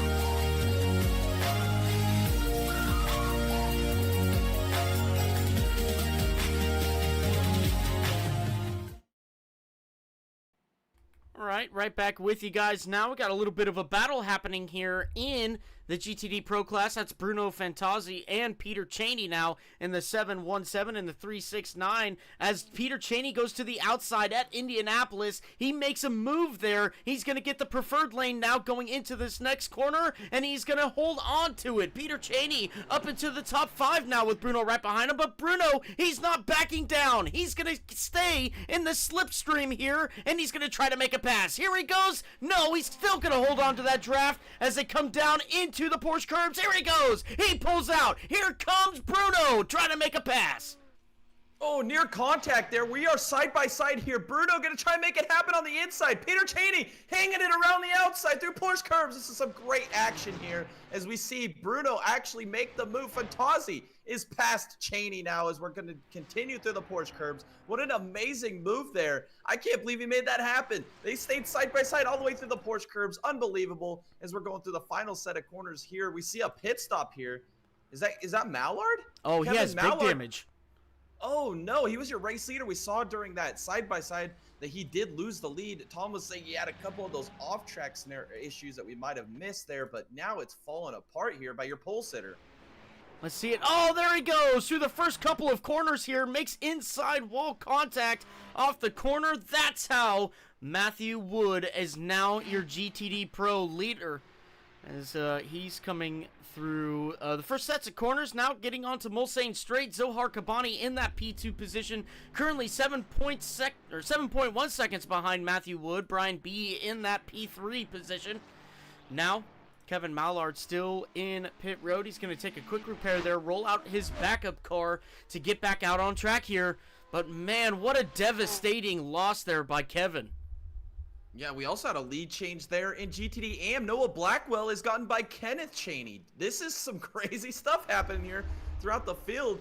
Oh my goodness, and he's passed Rafael Santos as well through this pit sequence. Noah Blackwell really turning up here in the middle part of this race. As you see Kenneth Cheney right there behind Santos. They're about a second and a half apart now. This is some great action, Tom. These are some of the first lead changes. We've seen one in each class now. and we're only 34 minutes in. This race is flying by, lots of action. Rafael Santos down the Mulsanne straight. Can he get in that slipstream of Noah Blackwell? You see Mulvey back there as well. Your top three are still within 3 seconds of each other. This GTD AM battle all the way to the bitter end is going to be exciting, Tom. Yeah, I can't even find where that happened. Where Noah overtook Kenneth Cheney here. Kenneth, though, is only 1 second behind now from Noah Blackwell. Noah Blackwell with Rafael Santos behind him. Santos in that P6 position, currently 10 seconds behind Bruno Fantozzi. Excuse me. Oh, we got another off here. Blake Nave in the GTP class. Let's see what happened to him in the number 51 as he's coming into the first set of corners here. Trying to get around a GTP car. Oh, a little bit too much rear brake there. Oh, grabs a big lot of damage there into the tire barrier. Unfortunate for him. Yeah, that's extremely unfortunate. I think that was Michael Oceans he was trying to get to the inside of. He didn't want to make contact or really get in there too aggressive. And like you said, I think he just had too much rear brake in it. As we're seeing a pit stop here by Jordan Branch. Get that thing woed up. Oh, he's going to miss. Oh, yeah, like we said at the beginning, the pit road speed here, 37 miles an hour. And a long pit road entry with a little chicane thrown in there as well. It's a tough pit road entry to get into. We see Jordan Branch be able to get in there just pretty okay there on the entry there. Got it slowed up, and he's back on track now. There you have it. Noah Blackwell now coming under attack by Rafael Santos in that Porsche GTD Pro car. As they're coming already off of Mulsanne corner, they'll be looking to get down into that Indianapolis corner. As they come through this real fast right-hander, they're going to be going through another real fast right-hander here. Does Rafael make a pass? We'll see here in the coming corners. No, he doesn't, but down into Indianapolis, Noah Blackwell doing a great job to hold his composure here with a very fast, hard-charging number 65 of Rafael Santos right behind him. As he comes through the next set of corners, they're going to be going through this short shoot here into Porsche curbs. Can Rafael Santos make a move? Yeah, we'll see if Rafael Santos can make this move, make it happen here, as Rafael Santos has had a very interesting race so far. He had some great battles up there in the top 5, made that one mistake through Indianapolis, tried to make a pretty daring move, but now here he is trying to fight back through some of this GTD AM traffic here, as he's still applying the pressure here to Noah Blackwell. But Noah Blackwell, what did you say the other night, Tom? The ice cold composure, stone cold composure of Noah the Egg World Blackwell. Here he is again showing some amazing composure. No microwave needed here tonight. No microwave needed, that's right. As now they get out of Porsche curbs, they're going to be coming into the final corners here as they hit the Ford chicanes. Noah Blackwell in the number 10 Ferrari, still holding strong in that P1 position. He's got just about 2.7 seconds now on Kenneth Cheney. He's doing a phenomenal job there in the number 10, holding off Rafael Santos and increasing the gap to P2 in GTD AM. This is your closest battle on track right now between these two cars. As this is another good battle happening here. We got Ryan Mulvey behind Kenneth Cheney. This is for position here, as we'll keep our eyes on this now for just a little bit, as Kenneth Cheney might be losing a little bit of time to the 19. Last time by, Ryan Mulvey was almost a second quicker, 0.8, as now you can see he's on his rear bumper looking to make a pass. Yeah, Mulvey, here he is, just stayed in the mix all day up here in the top 3 in the GTD AM class, and now he sees Kenneth Cheney right in front of him. This is as close as he's been at an opportunity to go for P2. Here he is going to continue to try and carry this momentum, hit the apexes, those fast, long, swooping turns as we're going to head onto the Mulsanne straight next. Maybe an opportunity for these boys to make an opportunity down into the hard, heavy braking zone. As you see it, he has closed this gap down to half a second now. And this is going to be interesting getting into this first chicane, as you see Rafael Santos making the move to the inside of Blackwell just in front as well. Lots of action as we head for chicane 1 down the Mulsanne straight. There he goes. Rafael Santos makes that pass. It's not for position since Noah Blackwell is in the GTD AM class. But they come off of chicane 1, and Rafael Santos trying to get away from Noah Blackwell, trying to get back up to his class, which is 11 seconds in front of him. As you can see now, Noah Blackwell making a move here to the outside of the 65, coming into the next chicane, side by side here, coming down Mulsanne straight. Can he make something happen here now going down into chicane 2? Yeah, this is an aggressive move. Blackwell's gonna make it happen, though. Holy cow! Santos isn't giving up either. Where's door to door? Wheel to wheel on the exit of chicane, too. Gonna race it out again, but it looks like Santos is gonna make the move. Oh my goodness, the bravery of Noah Blackwell tonight. That's about 3 times we've seen him make a move like that. Here he is all over the bumper of Santos. Now, look at the gap, though. Cheney and Mulvey are reeling in Noah Blackwell while he continues to race Rafael Santos. This is some hair-raising moments as we're headed for Mulsanne now. Who's going to make the opportunity to make the move? Blackwell wide! He's sideways! Your race leader's around! No! Blackwell! Big-time mistake through Mulsanne. Oh, man, he goes around, he gets it straight, keeps it going, still in that P3 position, but he's losing a lot of time here as we go back for the lead now. That's Kenneth Cheney and Ryan Mulvey. Mulvey, 0.2 of a second behind Cheney as they come down into these next real fast right-handers. Here comes Mulvey to the inside, possibly. No, not going to make a move here, but down into Indianapolis and see if Kenneth can hold on to it as he gets into Indianapolis. He keeps it straight off the exit of the corner, and there he goes. He still holds on to that P1 position. Yeah, this is incredible. Mulvey was trying to get by Kenneth Cheney for P2. Oh, Cheney's off the track. Here's an opportunity for Mulvey down this little short chute. This GTD AM class is still in the show here tonight at Le Mans. This is crazy action up here at the front of the field. Mulvey, he's got it down to a car length now as we go down this short chute, heading for the Porsche curbs. Maybe his next opportunity to make a move. He's peeking to the outside.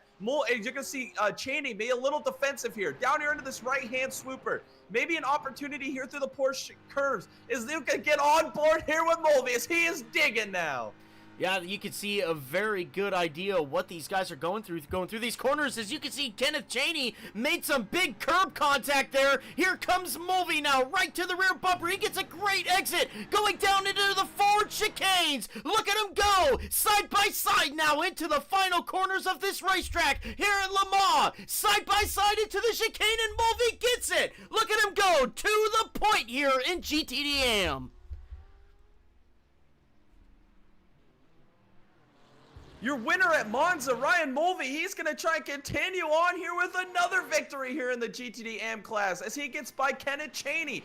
And that's going to allow DeMarcus Rogers to close into this battle as well. He is in your GTD Pro class, but he can mix it up with these boys up here in the AM class as we're going to go through these first set of corners here on this course under the Dunlop Bridge. This is some fantastic racing. Can Kenneth Cheney put something together here? He's staying in touch here with Mulvey, not letting him get too far out of his reach, out of his touch, and out of his sight at the moment. But great battling here in GTD AM. Absolutely it is. Ryan Mulvey to the point here still as he's trying to hold off Kenneth Cheney. Kenneth might be able to do something here on the Mulsanne straight as he's now getting the draft. He's going to try to get right back to the rear bumper of Ryan Mulvey in the number 19 BMW. 0.25 seconds separate these two cars as they head down into chicane 1. As you can see, Kenneth Cheney still right behind him. He's getting right to the rear bumper here. Is he going to pull out and make a move? Let's see, he's looking to the inside. Still a little bit of gap here. Excuse me, that's the outside as they get down into chicane number 1. He's still all over the rear bumper there. No move made by the 11 as they come off of chicane 1 now. Looks like Ryan Mulvey with a little bit of an advantage here as they get off chicane 1. As you can see, yeah, Ryan Mulvey just pulling away just a little bit here as now they go and sail down into chicane number 2.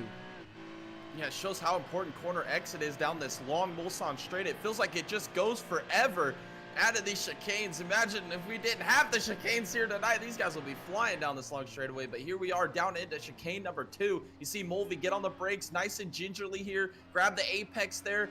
Oh, bring it just a little bit, get the drive off the corner. And it looks like maybe they both evened out on drive off of chicane 2 as we're headed for Mulsanne now. Maybe not an opportunity to make a pass, but if he can get close enough, Indianapolis would be his next best passing opportunity if Kenneth Cheney can make it happen. Absolutely. Not a lot splits these cars right now. You can see Kenneth Cheney trying to grab a little bit of that draft. He's going to break a little bit early here, try to get, real close there. As they get through Mulsanne corner, there's DeMarcus Rogers all over the rear bumper of the 11 now. As they set sail down into Indianapolis corner.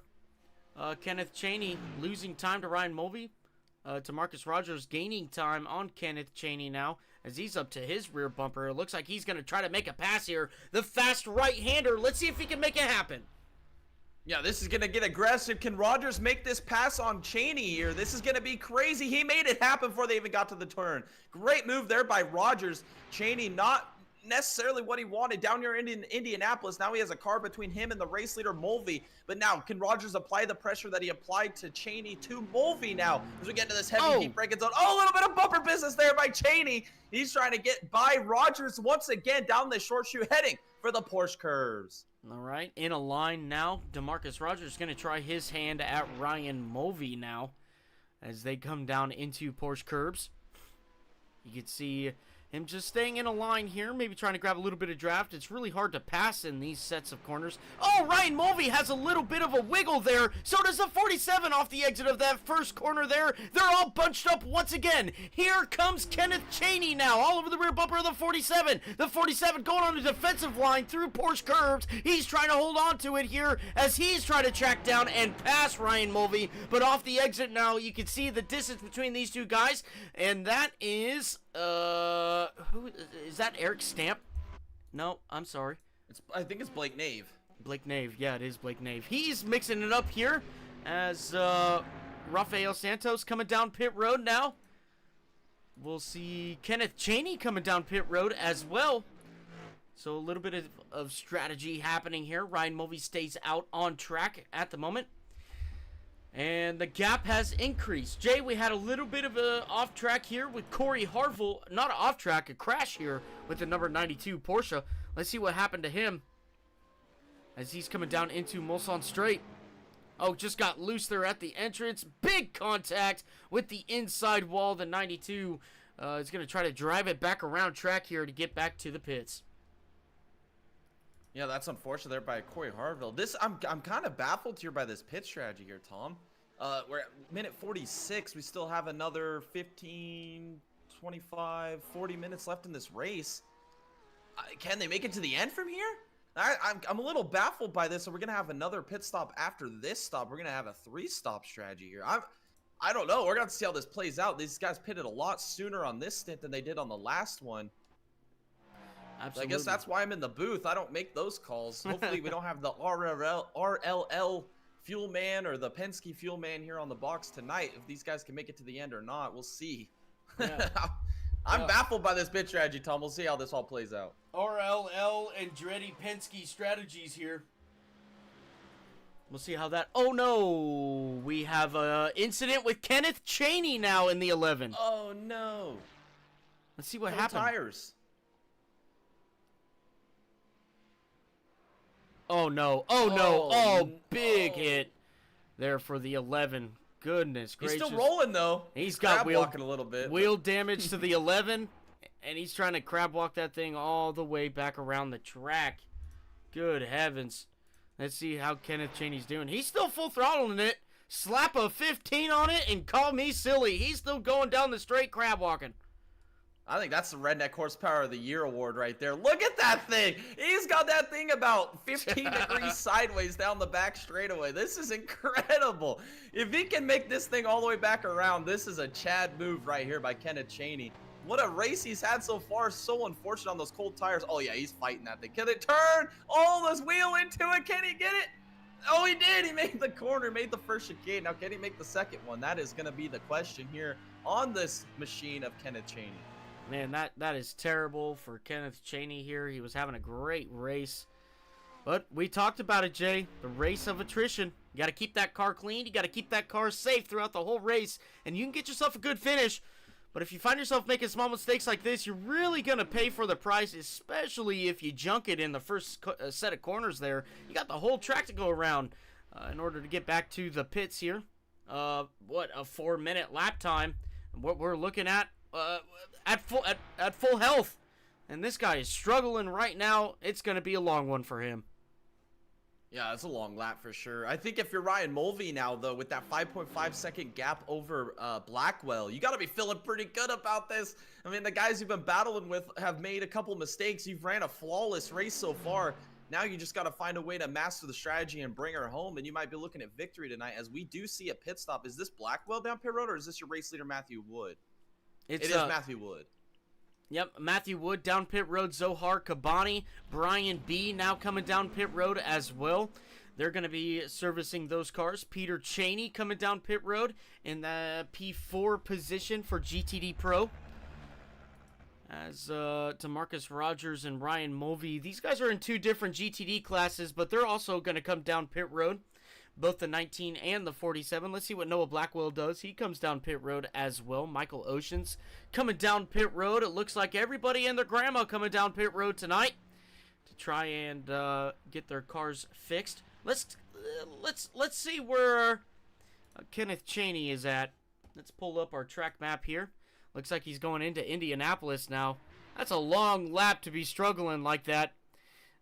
He's struggling real hard there, going through the sand trap, trying to get that car limped back to pit road. Yeah, but he has no quit in his character. He's going to do it, too. He's going to continue on. This might be a tough corner. Oh, he's going to make it. Oh, he's going to continue down the short chute. Next to the Porsche curbs, though, Tom, this could be the challenging part. He made it through the chicanes on Mulsanne Straight. Now, can he make it through the Porsche curves? And then, not only that, he's got to go through the Ford chicanes as well. This is going to be a tough lap here for Kenneth Cheney. All the props to you, sir. You're going to try to get this thing back to pit road and stay in contention of this race. I love it. The no-quit attitude. This is what I'm talking about. This is racing right here. We'll take away the overlay for you guys here so you can see the handwork of the number 11 Ferrari as he comes through a really technical section here. Left-handers are not in his favor right now as he gets real close there. Corey Harville going by him, who also had a little bit of troubles there earlier in the race. He goes by with ease. Left-handers just not suiting him at all. As now, thank the Lord, thank little baby Jesus. Here comes pit road. He's going to be able to get that number 11 serviced. Good heavens. Here he comes. Honestly, let's just have a round of applause for Kenneth Cheney here. That was great. Congratulations. You made it. That was beautiful. That was great. I can't believe he actually got it back to pit road. That is impressive in itself. Little right-hander, and he's set. He's home free now. We're in the pit lane. We can pull that backup car off the truck, and we can send her back out there and keep running in this race. Your pole sitter in GTDM. That's Kenneth Cheney. He's going to continue on in this race. Great job there. Masterclass to get it back to pit road. And here we are on board. I believe this is your race leader in GTD Pro. That is Matthew Wood, currently with a 12-second lead over Mallard now. What happened to... Oh, no. Yeah. What happened to Zohar Kabani? Oh, no. Zohar's all the way back down in P8. He pitted with Matthew Wood. What? Let's see. Big game race-changing moments here for Zohar. See, he's coming out with Rogers and Blackwell here. Maybe had a long pit stop. Let's look. As you can see... Oh, he's in the pit box for a long time here. There goes Peter Cheney. We're in reverse right now, ladies and gentlemen, so don't let this screw you up too bad. Look, there's the 27 of Brian B. There he goes. He just had a long time putting fuel in that car. Maybe a little bit of issues on pit road there. That, or is he trying to make it to the end of this race on this final stop? I said it was questionable with the pits time that these guys came down. Is there a strategy call where he can maybe make it to the end on fuel here when other guys maybe not be able to? Is this a strategy call, or did he have issues there on pit road? Because this could be the guy to watch through the rest of this race if that is the case, or it could just be a mistake. I'm not sure. It's only going to give us lap amount. Oh, here, I can change that here. There you go. 8 laps. See him? Zohar Kabani. Yeah, he's right down there in P8, yeah. So he did a 6 and a 6 every 6 laps. He's coming down. Six laps at 3 minutes and 57 seconds. That's just under. Well, it's like about 24 minutes. Yeah, 24. So he will have to make another pit stop regardless. Yeah. Everybody's gonna have to make one more pit stop throughout the rest of this race. Yeah. Yeah, that's unfortunate. He was running P2, was doing a fantastic job there in that P2 position, but now here he is back here battling now with DeMarcus Rogers and Ryan Mulvey. As Noah Blackwell has actually cut the lead down to Mulvey as well. There's no car separating them right now. Mulvey just let Zohar right on by. Is Mulvey having some issues here? Blackwell is absolutely decreasing this gap here. This could be a battle for the lead again. Blackwell versus Mulvey. As they come down the front straightaway, last time by, Noah was 4 seconds quicker. 4 seconds quicker than Ryan Mulvey as they come on down into corner 1 and 2. And now you can see Noah Blackwell almost to the rear bumper of the 19, Ryan Mulvey. There he goes. He got a little bit loose there off the exit of that corner. As they come on down in through the next set of corners, Zohar Kabani slow again. Slowdown penalty there for Zohar. There is a lot going on here in this race, Tom. We've got Mulvey losing 4 seconds in a lap. We didn't see what happened there. He let Zohar go by. Then Zohar has a slowdown penalty, and both Mulvey and Blackwell go by. And now we got some GTP traffic. Let's just shake it up even more. We got the Mentos in the Coke bottle. Let's just shake that thing, because here comes the GTP traffic around. As now Blackwell, he's applying the bumper business here to Mulvey as we're heading down into chicane 1 down the Mulsanne Straight. Here they go. Look at this. Noah Blackwell to the inside of Ryan Mulvey going down into chicane number 1 as they try to battle it out for the lead for GTDAM. He's going to take it away. Noah Blackwell now to the point here in GTDAM as they come off the corner. Ryan Mulvey struggling a little bit, it looks like, with Zohar Kabani right behind him. This is your closest battle on track right now between these two drivers, P1, P2 of GTDAM. As now you can see Noah, he's doing a great job. He's pulling away from Mulvey now. Yeah, I wonder if Mulvey's got an issue here, because he is just absolutely falling off a cliff here, lap time wise and speed wise. As I say that though, he's gonna get aggressive down here into chicane 2. I'm not sure what's going on with Mulvey. If he has an issue, I'm trying to figure this out, Tom, because he was just 5 seconds ahead before the pit sequence. And then now he's lost the lead here to Blackwell. I'm not sure what's going on here with Mulvey, but maybe this is part of the strategy. Do you think he's maybe fuel saving a little bit here, Tom?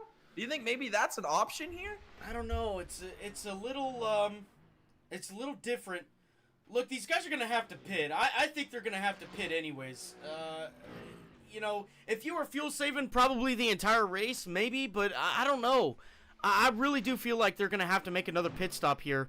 To finish out this race, as we're 57 minutes into this race of hour and 25. We'll see though. I don't know.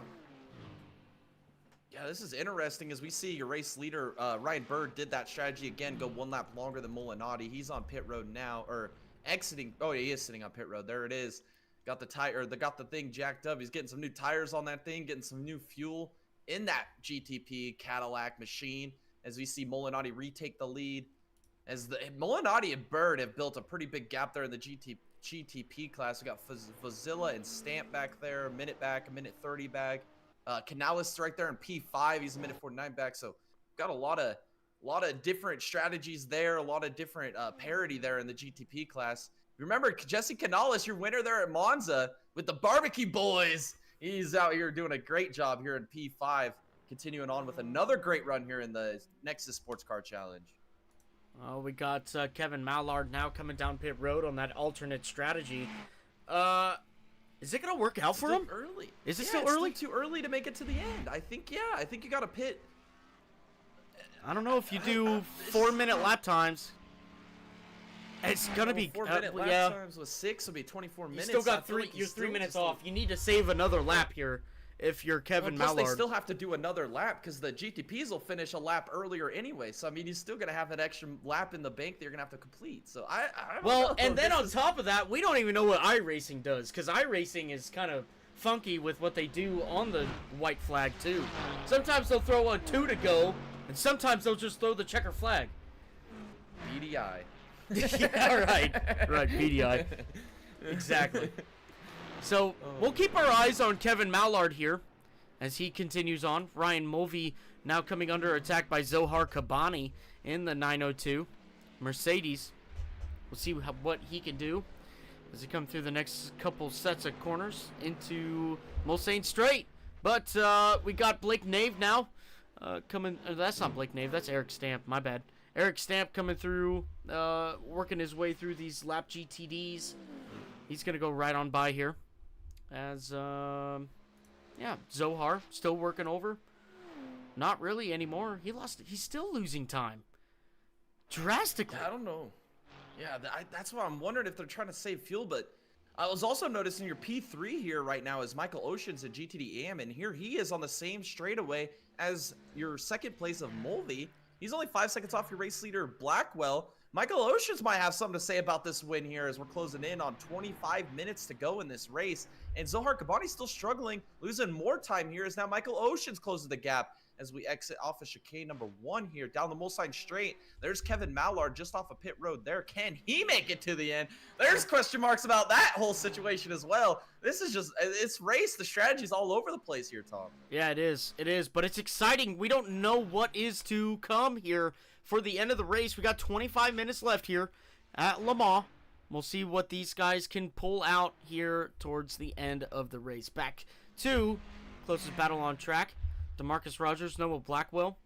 Again, these guys are still in 2 different classes here, but they've had some great battles going on in the past couple bit.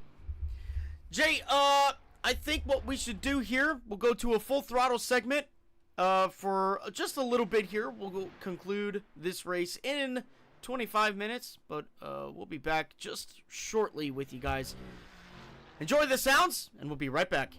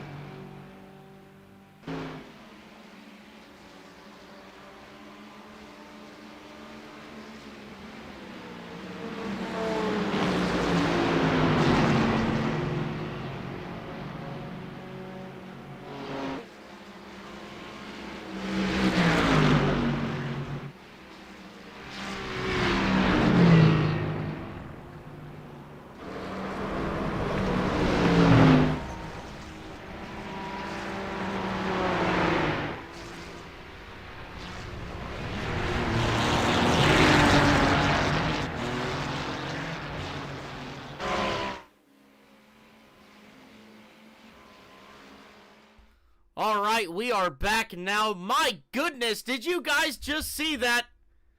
Noah Blackwell having some issues here through the Porsche curbs. He loses 2 positions here. Oh, he might be safe though, Jay. Here comes Ryan Mulvey down pit road. They're going to have to make pit stops. It's not going to be as bad as what he thinks it's going to be, because he's going to be battling Michael Oceans here for a lap or 2. He's going to come down pit road. He's going to be able to salvage this by putting on or getting out his backup car, and he's going to be able to he's going to be okay.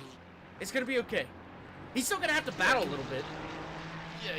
Yeah, can I just say first off here, Tom, I think the GTD AM class stole the show here tonight at Le Mans. What an absolute race we've seen here in the AM class. We've had, what, 5, 6 different leaders in AM. We've had Cheney lead laps, Mulvey's led, Blackwell's led, now Oceans is leading the field. This is just crazy, all the way down to the bitter end, this battle between these guys in AM class. As you see Oceans leading the way now. I said that before we went to full throttle. I said, Michael Oceans, 5 seconds back. Watch out for him. He might have an opportunity to get back in this race. And here he is leading the field here down the Mulsanne straight with little less than 13 and a half minutes to go in this race. And pit strategies looming. This is crazy as we see Mulvey getting his pit service done. He's 35 seconds behind now. Maybe a little splash and go there for Mulvey. This is going to change the world here, Tom, as we're going through chicane number 1. Absolutely. He's still stuck behind Oceans at the moment. Rafael Santos had a little bit of an issue here. Let's go real quick and see what happened to the 65 Porsche as he's coming through the first set of corners here. Does he get loose? There it is. Same thing with Kenneth Cheney. Oh, does he save it? Oh my goodness! Look at that! What a save! Wow. What a great save by Rafael. Oh my goodness. Oh my goodness. Matthew Wood crashed. Oh no, your race leader. 21-second gap there. Uh-oh. Well, I might be having a little bit of issues here, ladies and gentlemen. Could be one of those phantom crashes, you know, where they just barely go over the curb wrong.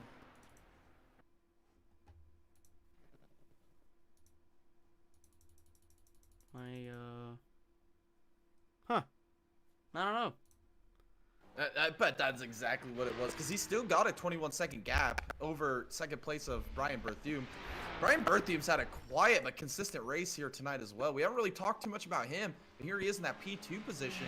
He's kind of just been working his way through the field methodically all day long up here now in P2.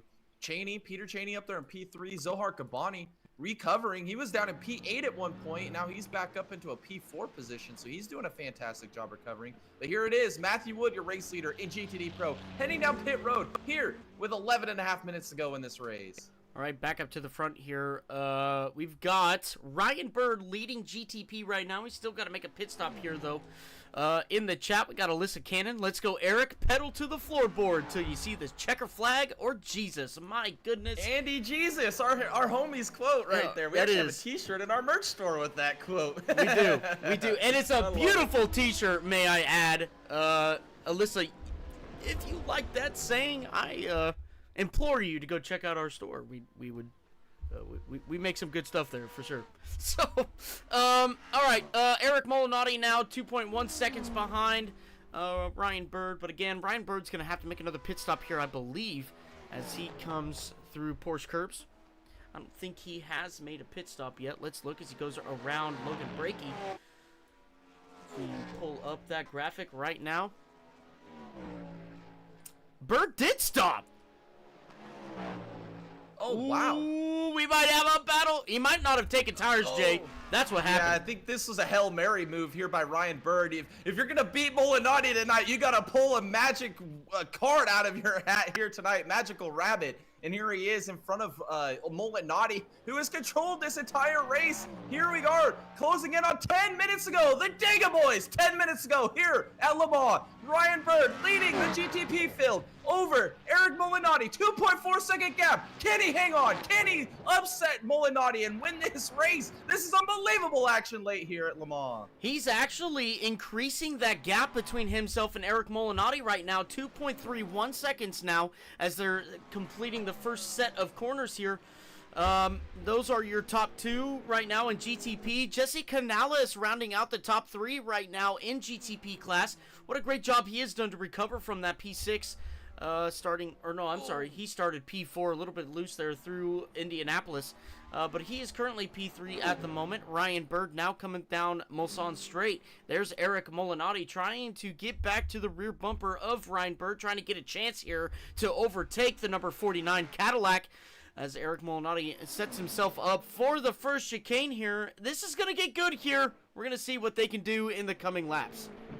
Yeah, this is going to get absolutely thrilling down to the end. We're a 2.1 second gap. Molinari using up all the curb here in chicane number 1 down the Mulsanne straight. Can he close this gap more as we go towards chicane number 2 down the Mulsanne straight? This race, unbelievable turn of events here as we see Ryan Bird with an absolute Hail Mary moment here at the end of this race at Le Mans, trying to steal one. Get one up on him here through the strategy games as he is digging. Oh, he's a little slideways there through the center of the chicane. He's going to lose a little bit of time here. It might level out. Maybe only a 10th, even with how sideways he was there, Tom. This is some great action here as we muscle down the Mulsanne straight again, headed for Mulsanne corner. Absolutely. These guys duking it out here, but right in front of them, that's Kevin Mallard and Brian B. as they get down into Mulsanne corner. This is for position. Kevin Mallard in the P3 GTD Pro class with Brian B. in front of him, P2 in the GTD Pro class. Here comes Ryan Bird now to the outside of them. Not going to be able to get much draft help, but Eric Molinari, he's going to be able to get a lot of draft help, or it's going to hurt him. Look at this. They're going to go through the fast right-hander here. Eric Molinari, he's going to get some lap traffic debacle in front of him. Here he comes. He's got the draft, though. He's going to go on the outside now. The fast right-hander is not going to be a problem for him as he dives on down into the Indianapolis straight. He has now made a 4/10 of a second on Ryan Bird just in that straightaway. Lots of help from the GTD guys as they come through the next set of corners. They're going to go through this short chute and go through Porsche curbs, and we'll see this battle heat up here in the ending parts of this race at Le Mans. Yeah, you gotta wonder, was Ryan Bird planning this from the beginning? This is an absolute amazing strategy call. If this works out, this could be the strategy call of the century here at Le Mans, as we are closing in on 7 minutes remaining. This race is winding down, Thomas. You see Molinari using up all the track to the Porsche curbs. He is like a shark smelling blood in the water. He is attacking this track with all the vengeance in the world. Look how much he's fighting the wheel here. Through the Ford chicanes, he's trying to close this gap down. 1.6 seconds as we're heading into the final corners. Heading down into the final corners, the Ford chicanes. Look at him. He is absolutely driving the wheels off of that thing. Sideways and everything. He made up another 10th on Ryan Bird now coming across our finish line. We have got 7 minutes to go here around Le Mans, and he is trying everything possible to get back to the rear bumper of Ryan Bird. Now through the first set of corners, he's got a little bit of GTD traffic in front of him. He's got to make quick work of it as he comes off turn 2. Here he comes around the GTD car, and now he's got his eyes set on Ryan Bird coming into Mulsanne straight. Yeah, he's got his foot firmly applied to that skinny pedal. Got it down to the floorboards here. Using up all the track here. Now we're going to get into this right-hander. Now setting up for the Mulsanne straight. Can he get close enough? He's 1.6 second gap. Ryan Bird is got to be white-knuckling it right now. Looking in the mirror. He sees Molinari behind him as Molinari is continuing to push for all he's worth. A little bit of traffic in front. This could come into play down here in the chicane number 1. This is going to get interesting. How aggressive is Molinari down here in the brakes in the chicane 1? He's going to make the move on Cheney before they even get into the chicane. This is some great action, Tom. We got less than 6 minutes to go. Who's going to get the job done here tonight? All right, going back on board now with Eric Molinari as he goes down the Mulsanne straight. 1.3 seconds now separating Ryan Bird and Eric Molinari. He is cutting down that lap time now. Last time by almost a second quicker than the 49 as Eric Molinari is now setting up his chicane number 2 entrance here. You can see him trying to get as much track as he can. Look how much ground he makes up at the entrance of that corner. Now Ryan Bird down under a second here, just for a split second. He goes back up as Eric Molinari, he made an absolutely aggressive entrance to that corner, back onto the Mulsanne straight, and looking down into Mulsanne corner 1.1, separating P1 and P2 in GTP. Yeah, this is some great action. Get out the fishing pole, Ryan. Eric Molinari, he is closing the gap to Ryan Bird. It's under a second now. 8/10 as we go down this little short shoot. Setting up for Indianapolis next. His next great opportunity to apply the brakes and get aggressive to try and close this gap back down to Ryan Bird. It's down to 9/10 of a second down the short shoot. This move by Ryan Bird, can it work? Can he make it pay off here? 4.5 minutes remaining here at Le Mans. Eric Molinari continuing to close the gap down here in Indianapolis. He's going to try and use up as much track as he can. Look how aggressive he is on the brakes. He is full send mode. Here we go. Next set of corners is the Porsche curves. Can he close it even further? All right, so Ryan Bird locks up right in front of him. Half a second, 4/10 of a second, 3/10 of a second, almost down to 2/10 of a second. Here comes Eric Molinari right behind him, playing a little bit of mind games here, a little bit of light flashing, going towards the 49. Ryan Bird going on the defensive now, going through the Porsche curves. As you can see him, lots of quickness, lots being real fast here. Let's go on board real quick one more time with Eric Molinari as he tries to overtake the 49 through the Porsche curves. Can he get it done with the aero wash? Yeah, we're closing in on maybe 1 lap, maybe 2 laps to go in this race, Tom. This is going to get absolutely thrilling as we're going into the 4 chicanes now, the final set of turns. It's down to half a second. He can see him. He's growing in the windshield as we're going to both maximize the curves. Look at how aggressive Molinari is. Look at the braking power of this machine. He is absolutely digging. Here we go. 3 minutes to go in this race. We're closing in on it now as we're going to go back down into turn 1. 4/10 of a second. 3/10 of a second. Molinari is on an absolute tear right now. He is going to see if he can bring this victory home as he closes it down into turn 2. Right over the rear bumper of the 49 now, coming through the first set of corners. He lost a little bit of time on exit there, but Molinari making quick work to get back to the rear bumper. 3/10 separating the 49 and the 46 now as Eric Molinari sets himself up for the Mulsanne straight now. He's using as much track as he can. He apexes that corner beautifully as they come down the Mulsanne straight now. 5/10 of a second as Ryan Bird made up a little bit of time there in the first half as they're now on the straightaway. Ryan Bird trying to break a little bit of draft there, not going to play much else games now as Eric Molinari has the draft going down into chicane 1. Yeah, we've seen how aggressive Eric Molinari has been on the brakes these last few laps, trying to close this gap down to Ryan Bird. They both get aggressive on the brakes, both controlling wheel spin, maybe a little bit of wheel spin out of both of them, but they keep those things straight. They get the power down, back to the skinny pedal, all the way to the floorboard down the Mulsanne straight. You see Ryan Bird, maybe a little defensive, does not want to give that inside position up, maybe have to play defensive the other way. He's flashing his lights now. He sees the GTD traffic ahead. He's like, come on, boys, we're battling for the win. I need an opportunity here. Molinari aggressive on the brakes. Down here into chicane number 2. Can he make it happen? Lap traffic is in the way as here comes Molinari, and they're going to split the lap car 3 wide. Molinari, Ryan Bird, wheel to wheel, door to door action as we go into Mulsanne. Wow, a big moment there in the battle for the lead of this race. Eric Molinari making the pass on Ryan Bird. He gets back to the draft now. Mulsanne corner. Does Ryan Bird go to the inside? He does. He's looking, but it's not enough. Going down into the corner now. Eric Molinari off the exit. He holds on to P1. Ryan Bird still stuck behind him now as they're setting themselves up for this fast short shoot. A right-hander here. Here comes Ryan Bird with the draft right to the rear bumper of Eric Molinari now as they're going to set themselves up for Indianapolis. A fast right-hander right in front of him here, and then the sharper right-hander Ryan Bird on the outside. He makes the pass. He clears them. Here he comes down into Indianapolis.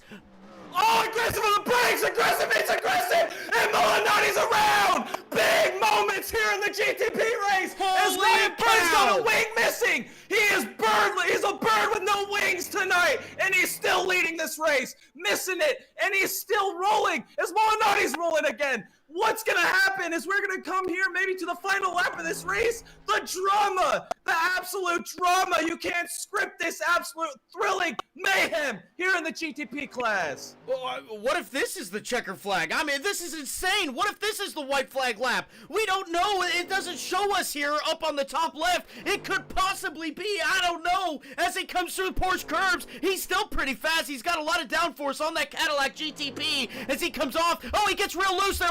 Wide into the sand. He's still going though. Here comes Eric Molinari in the back. What is he gonna do? Is he gonna stay out here if he's got another lap? Let's see what happens. This could be it, Tom. This right could be here it. into the final set of corners. It This is is! for the It checker. is! It is!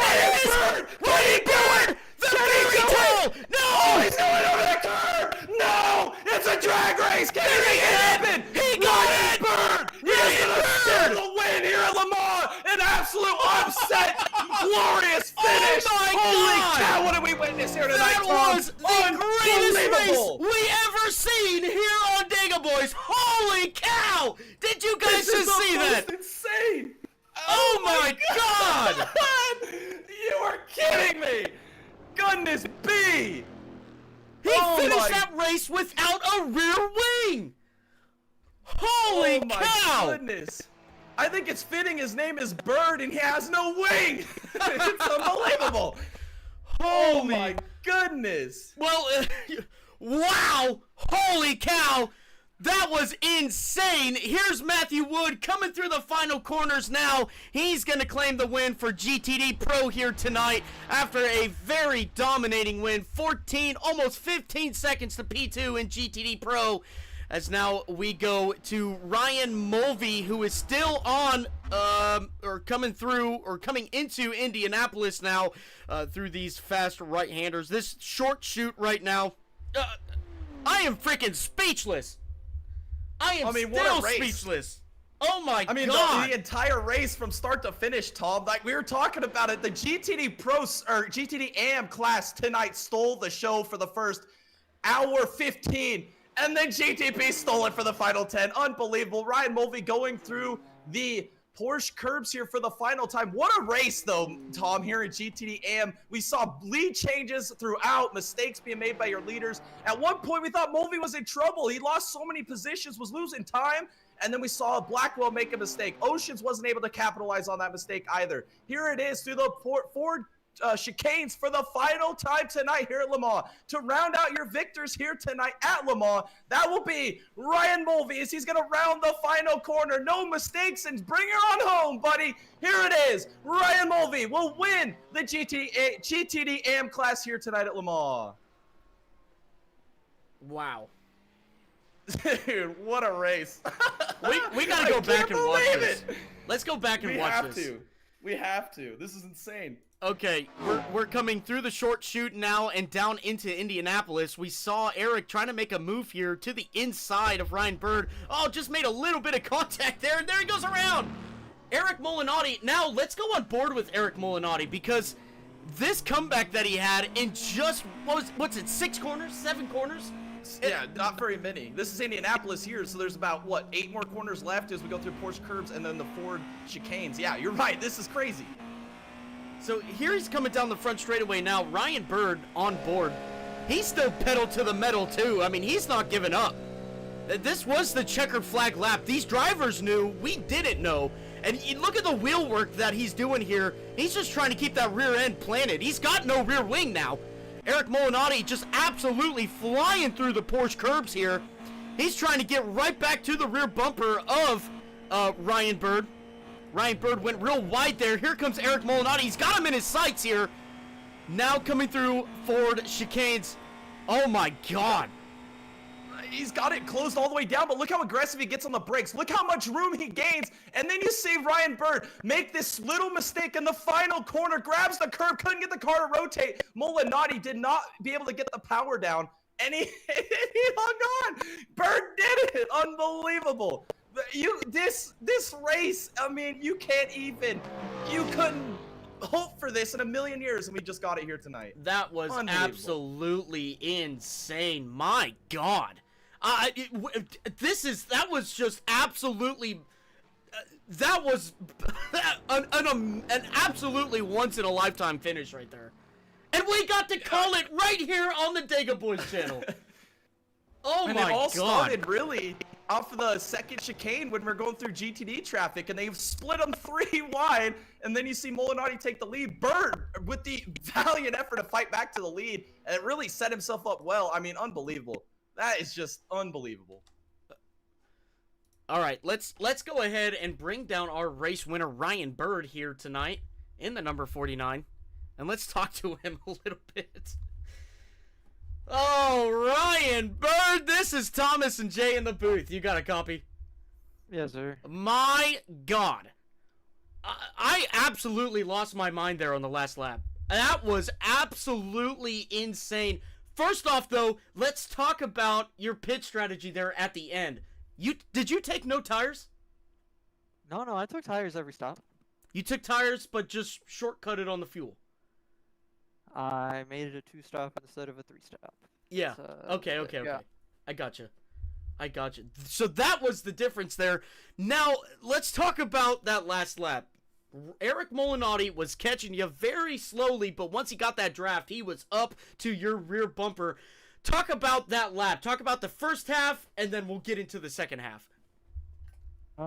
Yeah, I mean, I had everything on full attack. I was about out of battery, and knew he's gonna have a big ass run into the first chicane, and then an even bigger one down the backstretch. And I was hoping that if I ended up behind him, I could draft him back going into Indianapolis, which is kind of what happened, I guess. And then a GTD car just decided to run down the middle of the track and be indecisive. That made it a little difficult. Yes, absolutely. We saw you guys go 3 wide there for a moment, and then going into Mulsanne corner.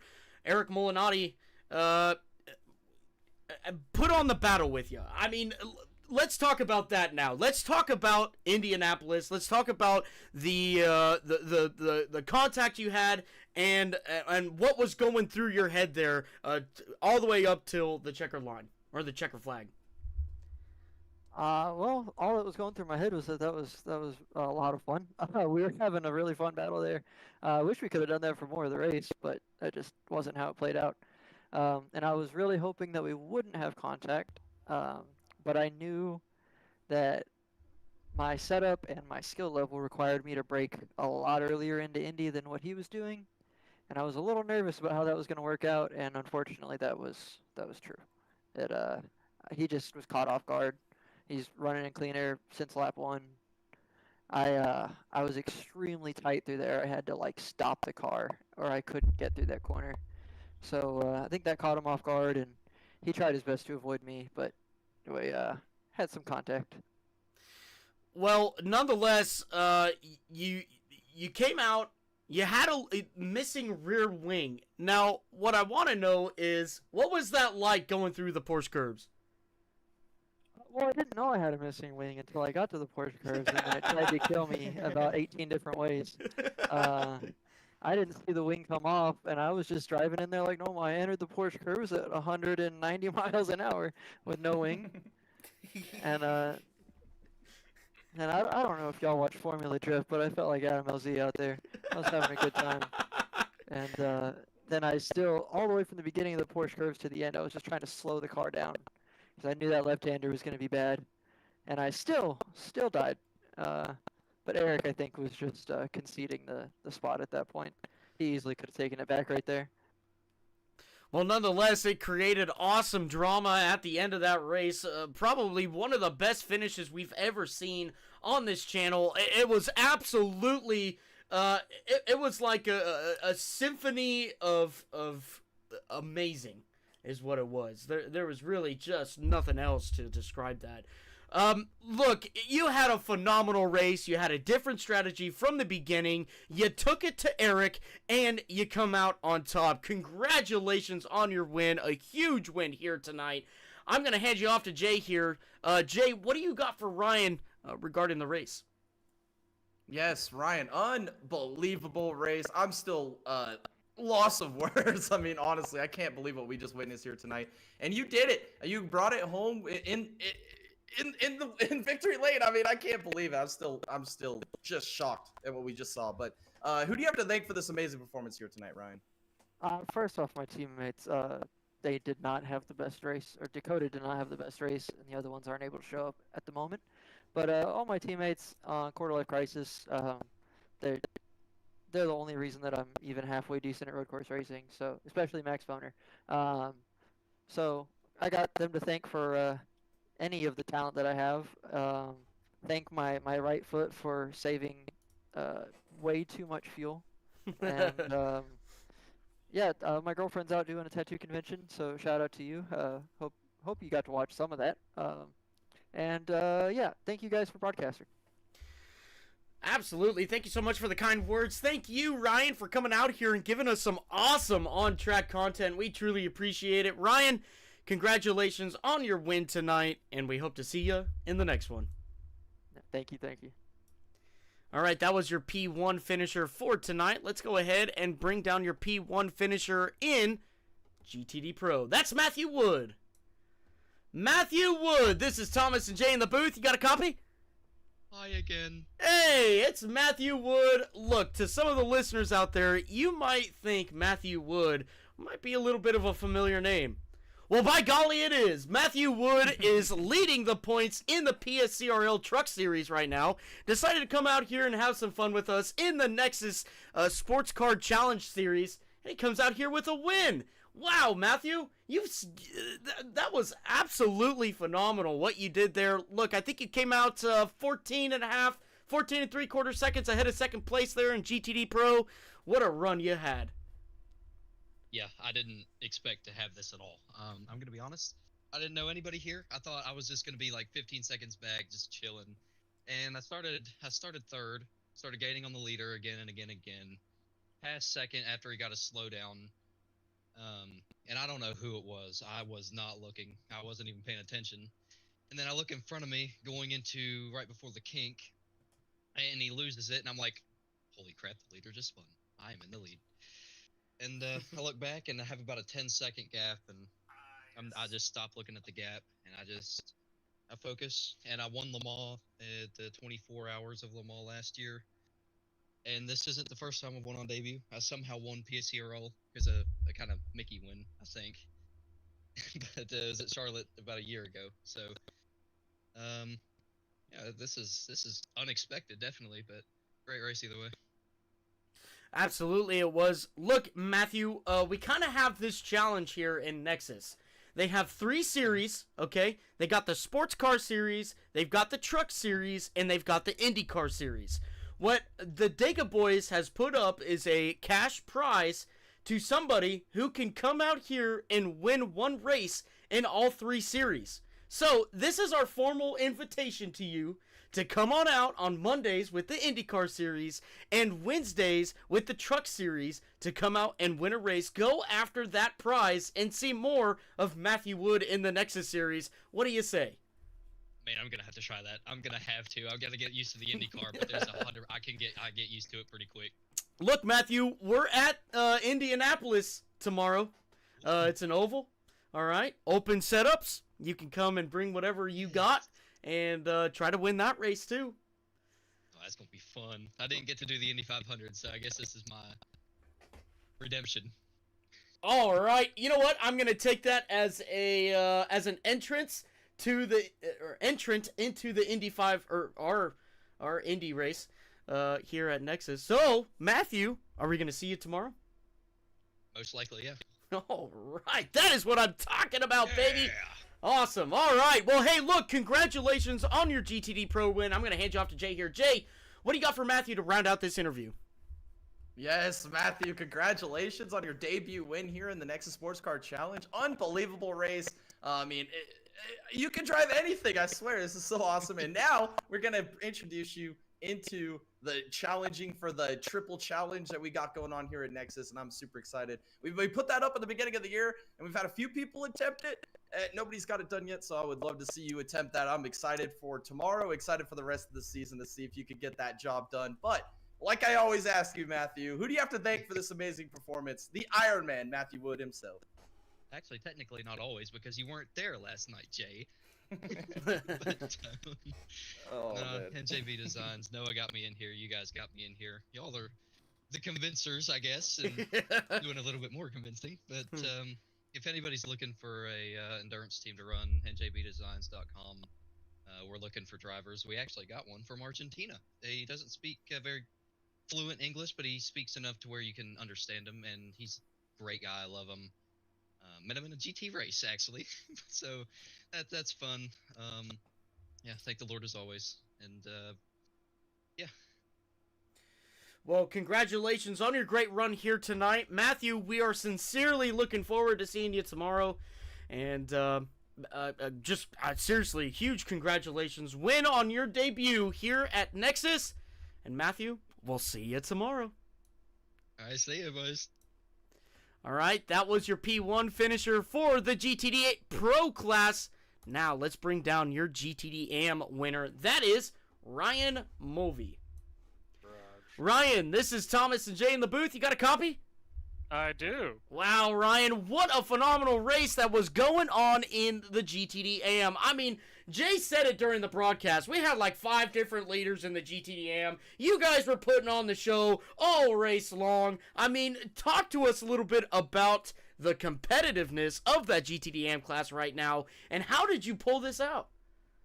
Well, I'd say it's gotten a bit more competitive, getting a higher turnout rate. Some new guys came in, and they're fast. But I'm always just be consistent and have pace, but keep it together and keep it clean. I think it was, some guys had spin, some guys had slowdowns. Slowdowns were pretty brutal. But I think that got other people a bit more than me, and I was able to capitalize from that. Yeah, absolutely. You had a 7.33 second gap between yourself and Michael Oceans, but for the majority of the race there, you guys were all on top of each other. I mean, during pit cycles, during, the mid-stint of the run, you guys were putting on an absolute show.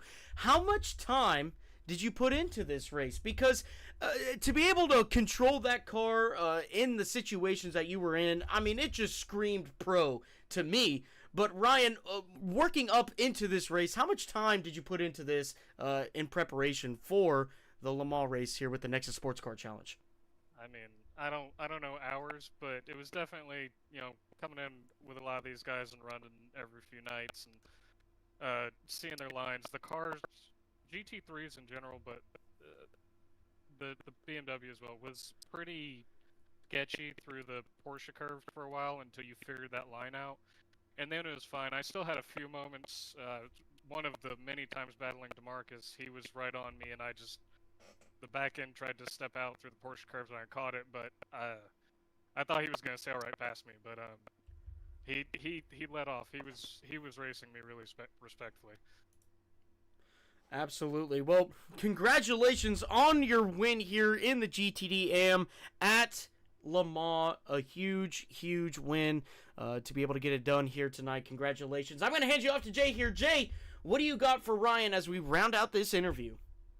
Yes, Ryan, fantastic race. I'm going to say it once again. GTD AM tonight stole the show from the start of the race all the way to the end, and it was, like we said at the beginning, it was going to be a race of kind of survival or a little bit of attrition, but really, it was just who didn't make any mistakes towards the end of the race, and you just were on a flawless race. I can't remember any mistakes, if any mistakes, that you made tonight, and I think that was the key to victory. I think you said it yourself. Being consistent was the key tonight, and you were exactly consistent tonight. It was so fun to watch.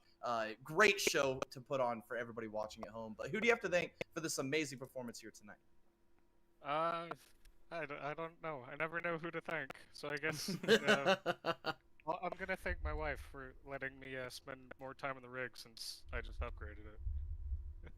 That's super valid, okay? Look, I also have a wife and kids, and she's an absolute saint for letting me come in here and do this. So, you know what? A huge shout out to Ryan Mulvey's wife. What a badass. What a saint. Letting Ryan come in here and giving us some great on-track content. Thank you so much. Thank you, Ryan, for wanting to spend time on your rig out here and giving us some great on-track content. We truly appreciate it. And Ryan, another a great win here tonight at Le Mans. Congratulations on your P1 finish. And Ryan, we hope to see you in the next one. Thank you. All right, Jay. What an absolute... look, we had the GTD AM racing. We had some great GTD Pro racing at the end there. The GTPs, I'm still speechless. That is probably the best finish I've ever seen.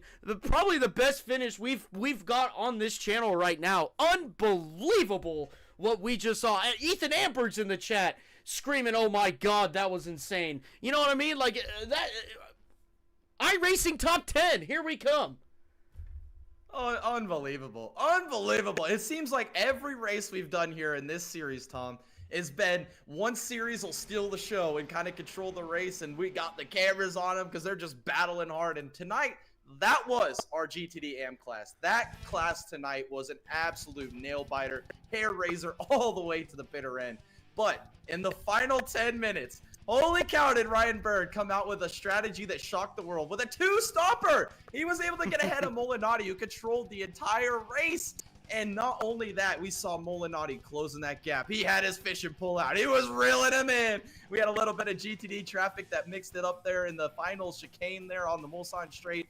And it was on from there. On like Donkey Kong, they would say, as we were battling it out through Indianapolis. We saw Ryan Molinari take the lead. Bird goes back around him. They make contact in Indianapolis. Bird loses his wing. A bird with no wings. Unbelievable. And then we had Molinari put the Redemption Tour back on. We saw him absolutely flying into the braking zones. And somehow Ryan Bird limped it across for the checkered flag. Unbelievable. Made that mistake in that final chicane there. Unbelievable race. Absolutely thrilling. Another fantastic race here in the Nexus Sports Car Challenge. What great battles we saw all night long. GTD AM, like I mentioned, stole the show. I mean, we had 4 or 5 different leaders in that race, and it was a race of not making mistakes, and Mulvey was the one to get the job done there. And then at GTD Pro, we had a great battle early on. Your pole sitter had a little bit of mistakes. We saw Zohar Kabani have a little bit of mistakes there. Matthew Wood eventually got to the lead and was able to extend it. And now we're going to see him go for the Triple Crown Challenge here on the the Nexus Sim Racing Dega Boys Broadcasting Network. That's going to be fun. I think he's also running the 499 as well, so he's going for all the crown jewels around here at the Nexus Sim Racing place. And he's still competing for a championship at BSCRL as well. He is an absolute fun race car driver to watch. And then, yeah, congratulations to your winners tonight. Congratulations to everybody on the track. I mean, what a race. I mean, it was just fantastic. It was amazing. A little bit of backstory here as well as the cars crossed the start-finish line. Kevin Mallard came back to finish P2 in the GTD Pro Class. Wow. What a recovery by the number 58 Ferrari. That was what an insane. That's almost as insane as the finish with the GTPs. What happened to him? Got some crash damage, came back in, fixed it, and absolutely drove with pedal to the metal for the rest of the race to come home P2. Great job by him as well. Huge shout out to him. Never give up. All right, Jay, let's wind down this broadcast. Thank you to everybody who came out and watched. We truly appreciate it. Everybody who commented: Tyler Barnett, Dallas Seward, Alyssa, Cannon, Ethan Amberg, NJB Designs, Drew Webb. Huge shout out to Dallas Seward here, gifting some memberships here. Lazy Dave, once again, welcome to the boys, and we truly hope you enjoy your stay here with us. If you guys want to become part of the channel, you guys can. You guys can go to our channel, hit the join button, pick a tier that works best for you guys. Those tiers come with specific membership bonuses. You guys can come in here, call a race with Jay and I. You can come onto our podcast, talk a little bit about racing with Jay and I. Even one of those tiers, you get some free merch. So look that up if you like. Help support the Dega Boys channel. Another avenue you can help us out by is you guys can go to our channel, hit the store button, go buy some Dega Boys merch. Go rep the brand here like this right here. Big Daddy NASCAR hat. So if you guys ever so kindly want to go get yourself some Dega Boys merch, we would truly appreciate it. All the funds that go through those two avenues go right back into the channel to create more and better content for you guys. We truly appreciate the people who have done that already. All of our members, everybody who's bought some merch from us, we truly appreciate it. It makes us, or lets us, be able to do stuff like this. So, big shout out to those guys. Truly appreciate it. Before we talk about anything further, though, I'm going to hand it off to Jay here. Jay, why don't we talk a little bit about the podcast, maybe a little bit about the watch party we got coming up? Yes, I got so excited about the stuff that we have going on the channel. What a fun podcast that we have. First thing I'll say, I really appreciate everybody that tuned in tonight. I mean, yes, this was a long race, and it was a lot of fun. And when I come out here to sit down in this broadcast booth, Tom, and hang out with you, it's like I'm out here hanging out with all my friends in the chat, all my friends on track, my friend in the booth. I mean, you never know what you're gonna get. basically summarizes what happens here at the Big Boys channel. It's a mystery every time I'm here to the podcast. So I appreciate everybody for taking time out of their day to come enjoy that with us here tonight. But the podcast, oh man, this is going to be a great podcast this Tuesday. We're going to talk about the race there with IMSA IndyCar. Wow, that IMSA race was an absolute freaking banger. If you like what you saw on this race here tonight, that IMSA race will be right up your alley. Holy cow, that was amazing. I can't wait to down you guys talk about it. Oh man, that's why I love IMSA. I love sports car racing. My favorite type of racing, and it just proves to get again this weekend. The IndyCar race was a good race there too. Maybe towards the end, we'll talk about it on Tuesday, so make sure to tune in. And we had NASCAR race day. Mickey Mouse win somehow. We'll talk about that as well. And all that stuff. The Indiana this weekend. That Portland Xfinity race. My golly, that was an amazing race. I can't wait to talk about that as well. SPG. Get your job done. Can't wait to talk about all that with you guys on Tuesday. And then we'll also preview the races upcoming this weekend, which some of those are actually on our watch party poll. That poll closes on Tuesday. So make sure to go vote for the one big watch party on this channel. We do once a month. Pick the race that you guys want to watch with us. We'll jump in here, race on one screen, plus us on the other screen. We just hang out and talk with the chat, interact with you guys, and just watch the race together as a community. It's a fun time. Right now, I think the 6 hours of Watkins Glen is leading right now for the IMSA race, which I'm super excited. There's also Road America for the Indy cars. We also got some NASCAR, Sonoma, 24-hour Le Mans. If you like Le Mans, you like Saturday night, go vote for that one if you would like, and then also the Formula One Spanish Grand Prix.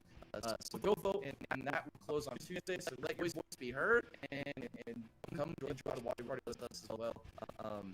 And yeah, we'll on the podcast. We'll just be able to all the races that are happening this upcoming weekend. So I'm super excited for this weekend for this week's podcast. It's gonna be a lot of fun. Episode 73. Tune in Tuesday, 8 p.m. Eastern time. Come hang out with me and Tom. Come interact with us in the chat and listen to us talk about race cars. Absolutely. Make sure you guys stick to the channel too, because we've got the Nexus 499 coming up. We've been playing the promo videos. We've been talking about it a little bit more. But make sure, if you guys want to be a part of it, go to our Discord and get the links that you need in order to get to the NSR or Nexus Sim Racing special events Discord. Get yourself signed up and be a part of greatness. The third time's a charm. Nexus 499 coming up on June 22nd. Is that right? Yes. June 22nd. Money on the line. Big trophies on the line. I mean, you're gonna be immortalized. Yes, it's a great time. This is going to be one of the biggest iRacing events in the coming years. So make sure you guys get in while you can and etch your name in history, because it's going to be it will be a pretty big event here in the coming years. So if you guys want to be a part of that, make sure you check out our Discord channel. Make sure you guys get in our Discord channel. It's in the description below. It is the center, the hub for all motorsports news. You guys can even post your own links in there if you'd like. But if you guys want to be kept up on anything that's happening in the motorsports news, join our Discord channel. We're also on X, Facebook, Instagram, TikTok. Go check us out there. Patreon. We've got some full-length crash compilation videos there. We've also got some videos of caught in 4K, Jay and I at Talladega. If you guys want to go watch that too, there's some pretty good videos there. But yeah, that's another great way to support the channel. We truly appreciate everybody who has gone through that Patreon as well. We truly appreciate it. Once again, I want to thank everybody who came out here, watched the race, got to hang out with Jay and I. Thank you to everybody who commented, liked, and subscribed. It means so much in us building this channel. Thank you guys. We truly appreciate it. I think that's everything. I think we did it. That's it. Another fantastic broadcast from the Dega Boys channel. Heck yeah. All right. Thank you guys once again for showing up. Truly appreciate it. This has been another great broadcast here on the Dega Boys Broadcasting Network with Thomas and Jay in the booth. And we'll see y'all in the next one.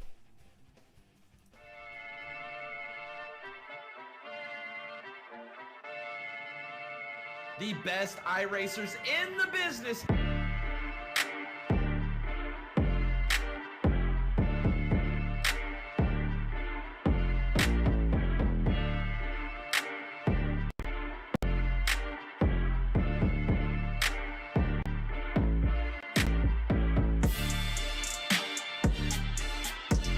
It's the way to do it. We're in the 87 cars here at Talladega. As you see the 15 car grabbing the wall.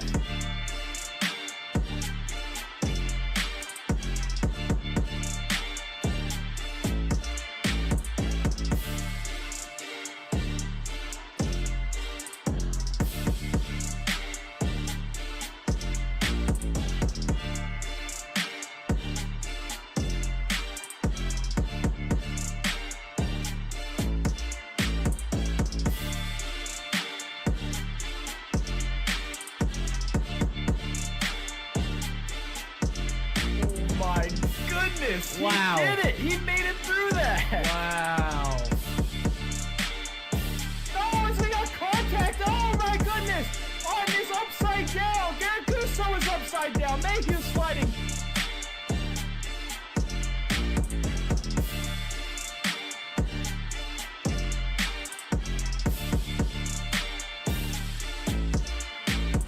They're not being able to stop the 7 car, losing it. He's into the grass on the tri-oval. He's going to get a penalty for that.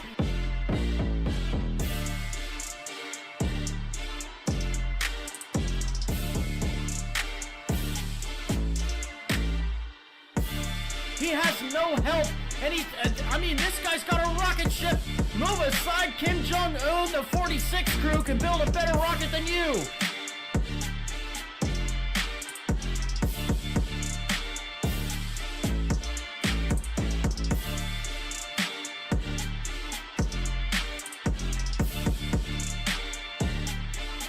Your Nexus 499 champion is Garrett Gusso! Garrett Gusso! Is the winner of the 499! Garrett Gusso, you are immortal!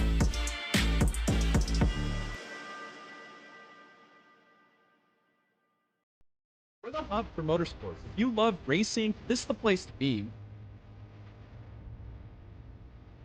You know, even Stevie Wonder probably pointed that out. You know, Ross Chastain just being a melonhead, you know. I just think he's an idiot. I mean, he literally showed up to court wearing a t-shirt that says, I did it.